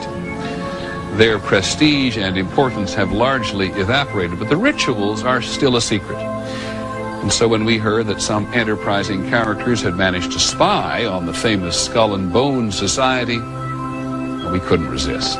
Skull and Bones, people say it's a fraternity at Yale University, but it's really a postgraduate organization. So it was founded in 1832. And it's not like a normal fraternity. People don't pledge. These people choose who they want to come. So they do the recruiting. They recruit 15 people every year. People who they see are going to be powerful people in the future. So they're recruited when they're a junior in college. A lot of these people come from really wealthy and influential families because they know that this person has the resources to then elevate them to a position of power that can benefit the club. The video shows the neophytes, or initiates, kissing a skull, then performing a mock human sacrifice. Horrific screams caught on tape include chants of, "The devil equals death, death equals the devil." True. Famous alums include Senators John Kerry and John Chafee, to name two, cabinet secretaries such as Averell Harriman, and 3 presidents, William Taft, George Bush, and George W. Bush, who's been reluctant to talk about Skull and Bones. Does it still exist? The thing is so secret that I'm not even sure it still exists. Former Skull and Bones members and current members have been presidents, heads of the CIA, senators, heads of business. I mean, huge corporations. These people have the network that brings them to such a position of power that most people could only dream of. Bush would run against his fellow bonesman and distant cousin John Kerry in 2004. You both were members of Skull and Bones, a secret society at Yale. What does that tell us? Not much, because it's a secret. Is there a secret handshake? Is there a secret code? I wish there were something secret I could manifest. 322, a secret number? There are all kinds of secrets, Tim. You were both in Skull and Bones, the secret society. It's so secret we can't talk about it. What does that mean for America? The conspiracy theorists are going to go wild. I'm sure they are. I don't know. I haven't seen the web. Number 322? This is an elaborate, occult, ritualistic entry into this group that they are now a member of for life. This culture of death and the occult continues long after college. Later on in life, these pagan rituals carry on in the redwoods of Sonoma, California. And what is the Bohemian Grove? Well, it's a kind of summer camp for the powerful, an all-male gathering in great secrecy. This group was formed in the late 1800s by artists, industrialists, and politicians. Bohemian attendees worship the owl as their deity. The Aztecs, Mayans, and other natives of Mesoamerica considered the owl a symbol of destruction and death. This is why the opening ritual for the club is the cremation of care. During the ritual, the effigy of a baby is rowed across the water by the Grim Reaper and given to a high priest, who then tosses it on a fiery sacrificial altar of a 40-foot owl god. It is an earth-based ritual in which care is burned away. The conscience is symbolically cast aside so that they may ignore the pain they have inflicted on others for the advancement of their own agendas. With this ceremony called the cremation of care, that begins the 2-week encampment where the body of dull care, symbolizing woes and concerns, is burned on an altar in front of a big owl statue. When that ceremony ends, they all start to cheer and yell. You have to ask yourself why it is that somebody would want to do that, let alone these elite people. And if you look at the elite throughout history, many of the people that achieve pinnacles of power are into the occult. They seek a supernatural way to gain power. Why are Christian conservatives such as the Bushes and Newt Gingrich attending the Grove? And I recognize I'm not going to be invited to Renaissance Weekend or that Bohemian deal where Newt, Rush, and Dick all sit in a teepee naked beating on tom-toms. Why does the media barely mention the Grove? Because many of them are in attendance. Late political cartoonist Phil Frank of the San Francisco Chronicle draws a reporter thinking about his loyalties to Bohemian Grove as he takes notes for a story. Stories about what happens in these redwoods are hard to come by.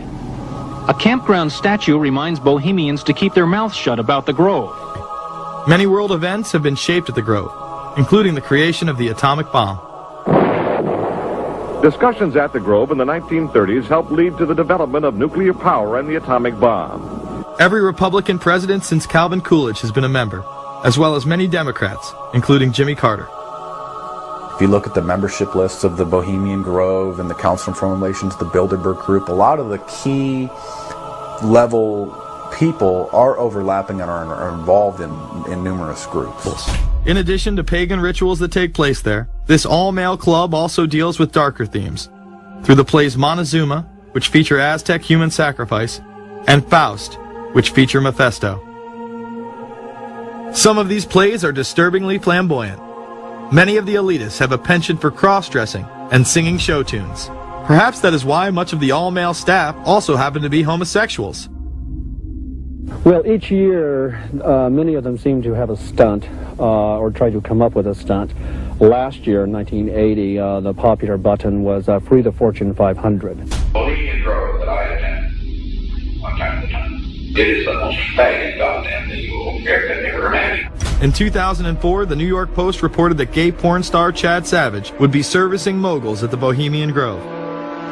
In recent years, several politicians have been outed in scandals, including Senator Larry Craig, who tried to solicit sex from an undercover officer in 2007. Even more shocking, it was revealed in 2004 that right-wing blogger James Guckert, who had unprecedented access to the White House during the Iraq War, was actually Jeff Gannon, a madam and male prostitute for MilitaryStuds.com.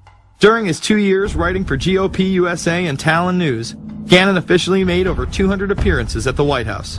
Oddly enough, over 24 of these visits would take place when there were no scheduled briefings. He failed to check in or out with the Secret Service on many other occasions, coming and going as he pleased. These type of activities are not new to the White House. In 1989, headlines involving callboys in the White House rocked the cover of the Washington Times. The Washington Times reported today that unidentified White House aides in the Carter, Reagan, and Bush administrations now are being investigated for using the services of a callboy ring. The paper reports that 2 of the male prostitutes were given a late-night tour of the White House last year. Hundreds of credit card receipts obtained by the Washington Times confirm that its clients were key officials of the Reagan and Bush administrations, military officers, congressional aides, and U.S. and foreign businessmen with close social ties to Washington's political elite. This ring extended beyond the White House and into Congressman Barney Frank's bedroom. Barney Frank, one of 2 openly homosexual members of Congress, acknowledged having used a male prostitute, whom he then hired as a personal employee. The man had keys to Frank's basement apartment on Capitol Hill. Frank paid him approximately $20,000 out of his own pocket to be his housekeeper and driver. But as first reported in today's Washington Times, the man was on probation for sex crimes and a drug conviction, and he ran a prostitution business out of Frank's home. Although Frank tried to claim ignorance, Stephen Goby, the prostitute in question, claimed that Frank was completely aware of what was going on, and was even receiving free and discounted sexual services. The fix seemed to be in. Frank was threatening members of Congress to remain silent prior to being exposed in this sex ring. Massachusetts Democrat Barney Frank, a homosexual, threatened to expose fellow congressmen he knew to be gay unless they stopped spreading rumors. Questions stopped and Frank walked away with a slap on the wrist. Some members of the Ethics Committee were disgusted. Do we tolerate, do we condone a member of this body who knowingly permits a house of prostitution to be operated out of his residence? You have just heard one of the most edited, selective garbage that has ever been put forth, in my opinion, in this House. Again, we see people of the highest levels of power involved in the most repulsive and decadent of crimes. They couldn't care less about the code of conduct that's taught in all major religions about treating others the way that you want to be treated. And then they masquerade, they put this false front on that they're like everybody else, because your average person wants to do right, believes in some sort of a karma, believes in some sort of a divine justice in the universe. And so these people need to put on this front that they're like the average Joe in middle America, that they go to church every once in a while, and that they believe in an afterlife and a divine justice. And so they have to put on this front that they're like everybody else in order to get elected and to be accepted and to not have people look at them suspiciously, because if somebody goes around and openly admits that they were an atheist or that they were of some obscure religion, people aren't going to throw their support behind them as much, and they're not going to trust them as easily. The reality of this behavior is never revealed to the public, as the media keeps any revelations quiet. Unfortunately, these type of activities continue to this day. Florida Congressman Mark Foley chaired the House caucus on missing and exploited children and went on television praising Chris Hansen's To Catch a Predator series. The Dateline piece has probably done more than any law we can create. Foley was later caught attempting to have sexual relations with numerous underage pages. Congressman Mark Foley, the man who championed the Child Protection Act of 2006, resigned after inappropriate emails and instant messages surfaced that he sent to former congressional pages. Once more, no charges were even filed. Foley himself has checked into rehab. No one has been charged with any crime. The predator class acts like Roman emperors, indulging in excess that includes sex with young boys, while portraying themselves as men of the Lord. The insanity is that we have allowed an interwoven elite criminal class to rule over us while posing as the saviors of the planet. We have learned they will stop at nothing to achieve their goals and are not held accountable for their crimes. They prey on the system rather than protect it. This is not a new world order of peace and prosperity. It is not a world government to save the earth. During difficult times, we must remain ever vigilant against seemingly positive solutions imposed to suit their aims. Crises there will continue to be. In meeting them, whether foreign or domestic, great or small, there is a recurring temptation to feel that some spectacular and costly action could become the miraculous solution to all current difficulties. We are threatened by a superclass that control the flow of information and hide technology from the public. The prospect of domination of the nation's scholars by federal employment, project allocations, and the power of money is ever present and is gravely to be regarded. We must also be alert to the equal and opposite danger that public policy could itself become the captive of a scientific, technological elite. It is time to put down the remote control, to turn off your Xbox, and start paying attention. It is time to step away from everyday luxuries and pop culture and take action against a monolithic, concentrated evil in order to save what's left of humanity. We must now trade in our apathy for action in order to defeat this invisible empire.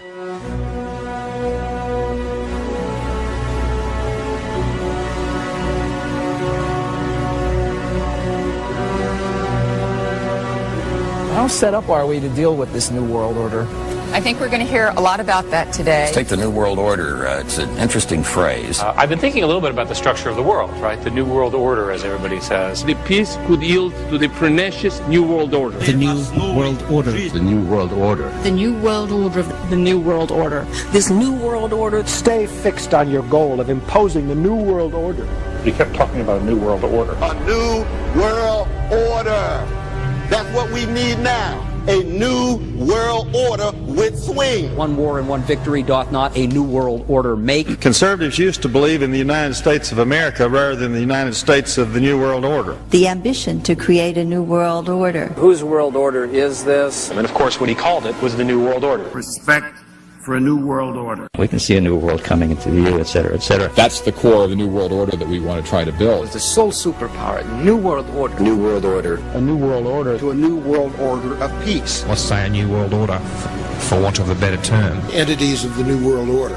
The whole concept of New World Order is something else. It really says that the state is God. The state will play a bigger role in the economy. New order. What Wilson wanted was a new world order, not just a new world order. In order to compete in the New World Order. Compete in this New World Order. This is the third leg of the New World Order.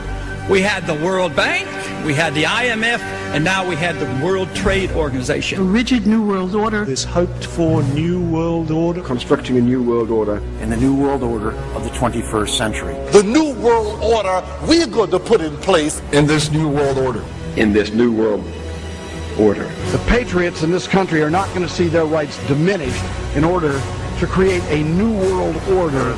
President Bush has described as a New World Order, which we all share that same desire. A new world order is surely in the making here. Are we ready for the New World Order? It's a timely and often controversial question. You don't hear a politician speak the way you do in America. It's about the future of Europe and a new world order. Mr. President, thank you so much, and I hope to have you again, and I hope to see you again.